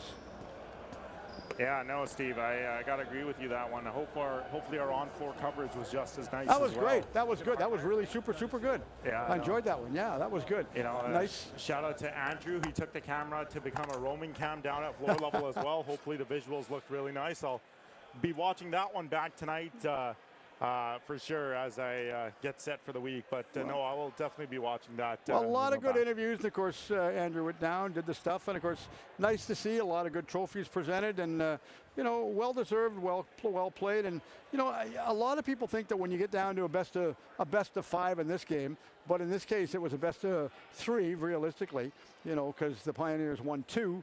And it could have got chippy, but it didn't. Yeah, no, indeed. Pioneers had to obviously win out the series, and for them to do it this way, Steve, I think all credit to the coaching staff, to the players from the top to the bottom. Everyone had an equal hand in getting this win, and now clinching their place in the President's Cup. So huge credit to everyone involved with the Ladner Pioneers for really, I guess you can say, climbing the mountain, but still a lot of time remaining. Apologize if I'm sweating on the broadcast. There was a lot of running down there, a lot of perspiration, so it is hot in here for sure. It is, and of course, I would venture to say, just on a guesstimate from my point of view, there had to be over 800 in the building tonight. Oh, 100%, Steve. It was a packed crowd from end to end, and like I said, you know, this now officially being our last broadcast of the 2026 summer season. Sad. Sad, but no better way to go out than a crowd like that, a broadcast like this with Dylan doing all his amazing work, the multicam production. I think a great way for us to be able to end it off like this. And now I look forward to catching up with all of the executives that we've worked, you know, throughout the summer season, whether it be the Islanders execs, the Pioneers executive at our end of season lacrosse wrap up. Yeah, because we did the wrap up last year. That went really, really well. And of course, we talked to John Burrow. We talked to the coaching staff, the management for the Junior A, B1 and B2. Talked about their level of play and what the season's like. It really went well. Yeah, no, and of course the Islanders not tasting much playoff success this year again, but it's a rebuilding stage, and hopefully they'll get set for next year. Yeah, well, all they can do is uphill, and of course, interesting that Logan Shush is the coach for the Junior A team, and he was on the winning team here for the Pioneers. Yeah, but still, again, Steve, you can tell this team's not satisfied. They still got another mountain to climb, and that's going to be in the form of the President's Cup coming up in a few weeks' time, end of August, early September. Yeah, I think it starts the 29th, going back in the 30th, Alberta. I believe. So they're going to do that one, play all that one out. But nonetheless, I mean, this was a good series. Yeah, full credit. I mean, a lot of people think it could get choppy at the end, but it wasn't. So I'll let you introduce our coach, and we'll do a quick interview with him, and you can give him the microphone. Coach, congrats. Thank you. Nice win. Good win. Good win. Congratulations once again. Okay, we'll get them every facing the camera. Okay, Jack, go ahead. Coach, talk to me about your team's performance today. Obviously, North Shore, what they had to, you know, respond to you guys in game two. They outscored you guys through, I believe, the last period of play in game two. Two periods, yes, the last two periods. To come back this way, it was still a tight game. You know, you talk about taking a lead. They tied it all the time. They tied it every time you guys would take a lead. But to create that separation at the start of the third period, your overall thoughts on your team's performance? Yeah, guys came to play in the third. We knew that, you know, North Shore's a good team. North Shore's a good team, and we're going to see that kind of team in President's Cup. They could be at the President's Cup and do well. So we needed to come out hard in the third, and we did. I mean, our guys came to play in the third. What can you say about the crowd tonight? I mean, the crowd, absolutely electric. Yeah, it was the best crowd we've had since 2024 President's Cup for sure. And guys responded. Like we did it for the town. That's the main thing. And crest on our front, not the names on our back kind of thing, right? So it was good. President's Cup coming up here in a few weeks. Yeah. You know, what's the training process going to be like the next few weeks to get ready and get set to head out to Edmonton? Well, we'll finish up in here. I think the ice goes out or goes in on the 15th. So we'll practice here a couple more times, Tuesday, Thursday, and then the box. We're going to go to Langley, get a couple practices in there on carpet because the tournament will be on carpet. On turf, yes. So yeah, different game with the carpet. It's a lot different, a lot better. I mean, it's hard to imagine going back to a President's Cup on floor. When we hosted, we had the carpet in here. Yes. If you were going to pick a player from the team that you could, and I know there's a lot, don't get me wrong. If you're going to pick a player that could be the unsung hero throughout the course of the season, who would it be? Unsung? Yeah. I'd pick the trainer, but that's your call. She's amazing, but that's a tough one. I mean, I don't know if he's unsung, but the leader of our team is Spencer Bromley. Spencer Bromley, yes. I mean, but Mitch Jones is our leader. He's the one who brings it together on offense and gets it going. You know, so that's a tough one. We got a lot of guys who can play. Yeah. We're a really good team. But also talk to me about the leadership all throughout your lineup. You know, even a guy like Jackson Dillon, first year in the Ladner Pioneers uniform, to do what he did, not just on offense, but his playmaking as well. Yeah. What does that speak to about your group as a whole? Well, it's imperative. Like Jackson Dillon was one of the guys we sought, and as soon as he was drafted by Nanaimo, we knew that we had a chance to get Jackson Dillon. Got drafted in Senior A, and as soon as that happened, we knew that we had a chance, and we went out and got him. So that was huge for us, guys. The reason this barn's full is because we went local. Yeah. Like Ben McDonald and Reese Porteous and Isaac Richmond and guys like that are Logan Schuss. He kind of brings people in this barn. Mitch Jones, Ryan Jones. Yeah. Ryan Jones, yeah. We have 12 or 13 or 14 family. Guys who played Islanders here, Spencer Bromley, Mitch Winter. Like Yeah, they're all Keegan guys. Kozak. Keegan Kozak. I'm probably missing some and slighting some, but that's important to fill this barn. Like we went on that run a few years ago, and the barn was empty because we were killing teams. And now North Shore finally built a team that is formidable. And Yes. they're tough. They're a good team. Charlotte Beatties is a beast. Yes. So there's a reason they probably pro. So No it's, kidding. How do you celebrate tonight? the team, they're going to have a good time. They're going to have a couple beers and go home. Yeah. But yeah, they're going to, it's our 7th, I think, in a row. I think 2017 we won. 2018 we Lost to to Nanaimo, but win anyway. Yeah. 19-1, 2022 to now. So we've won quite a few. I think this is our 14th or something like that. 16th President's Cup Ladner Pioneers are we going to. So we have a good chance. There's some great teams. So Yeah. we just have to come ready to play. Very Get it much. dialed in. Very much. Well, Yeah. we appreciate your time, all the success in the world, and Well, thank you. thanks for doing this, and I we appreciate it. really appreciate you doing the broadcast. Thank you. Thank you for doing this. Okay. Thanks a lot. Have a good night. Appreciate it. Thanks. Enjoy your night. Now, Thanks, guys. we were talking earlier on, but before we wrap up, I really, I didn't say it throughout the game at all, and I really want to because it's something that's imperative. We've got a big situation on in the province of British Columbia with the firefighters. And not the firefighters, but the fires in general. Firefighters, both men and women, are doing an absolutely phenomenal job controlling this one. We turned on the TV earlier on today, Summerlin. The fire is just devastating that area. And please remember, if you go out, and we're still hearing about clowns going around and wanting to start forest fires. Yeah, Steve, it's unfortunate what's going on in Summerland right now. Again, my thoughts and prayers to everyone who had to evacuate. The new BCHC team, the Summerland Jets, they had, some players up there, some coaching staff, families up there, the locals that had to evacuate. We don't know what the status is going to be for them, when they're going to start, because hockey season is not too far away again. Yeah. Right? But sports aside, this affects the whole community. So my thoughts and prayers to everyone involved up in the Summerland fires. And, I just hope that everything is able to, settle down a little bit. The fires are able to be extinguished, and credit to all the firefighters who are working tirelessly to ensure the safety of all the residents near and far. Yeah, and there's been a lot of fires up and also in the Vernon area as well through the interior. So if you're going out, please respect our fellow firefighters. They do an exceptional job. I cannot give them enough credit at all because they deserve all they get. Hope everyone's enjoyed the call for today's game number 3, where the Pioneers pulled out the championship win, moving themselves on to the President's Cup. Final thought, Jag? Wow, when you put it that way, Steve, it's hard to gather final thoughts for the whole season. We started doing lacrosse in April. We started out with Junior B Delta Islanders games. It was preseason games, I think, and now all the way to August the 9th.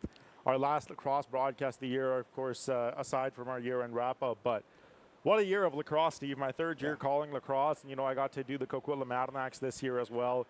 We got to do the Ladner Pioneers on more of a full-time basis. And, you had the best comeback of all time. Despite going down, in June with your health, I'm so grateful that you're able to come back here and do what you love to do. Do your job necessarily.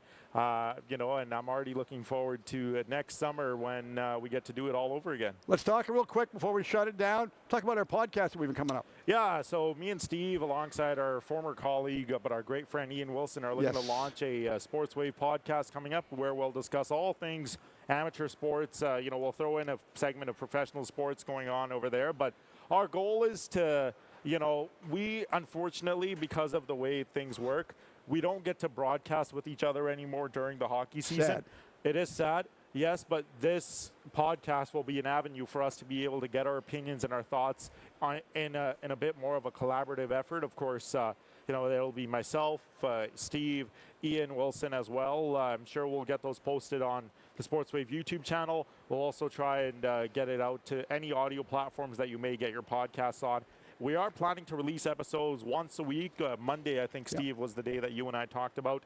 And we're still working together with our production team to get all the brands, the branding and the detailing of that sorted out. But stay tuned. coming up in September, the Sportsway podcast, name still to be determined. We're going to kick that off, like really boot it off, like we're going to be kicking a field goal through the uprights right there. And yeah, on behalf of Jag, Dylan, as well as Andrew, and everyone else that's helped us out, we've got a couple of young ladies fill in and help out with the broadcast and camera work this year from BCIT. We appreciate everything they did. Hope everyone enjoyed all the calls we had all summer long for lacrosse. We've got one more segment coming up, and that's going to be our year-end wrap-up with the Pioneers and the Islanders, all three organizations. Thanks very much for tuning in. Killer broadcast coming up in the next while. You don't play sports, at least do it.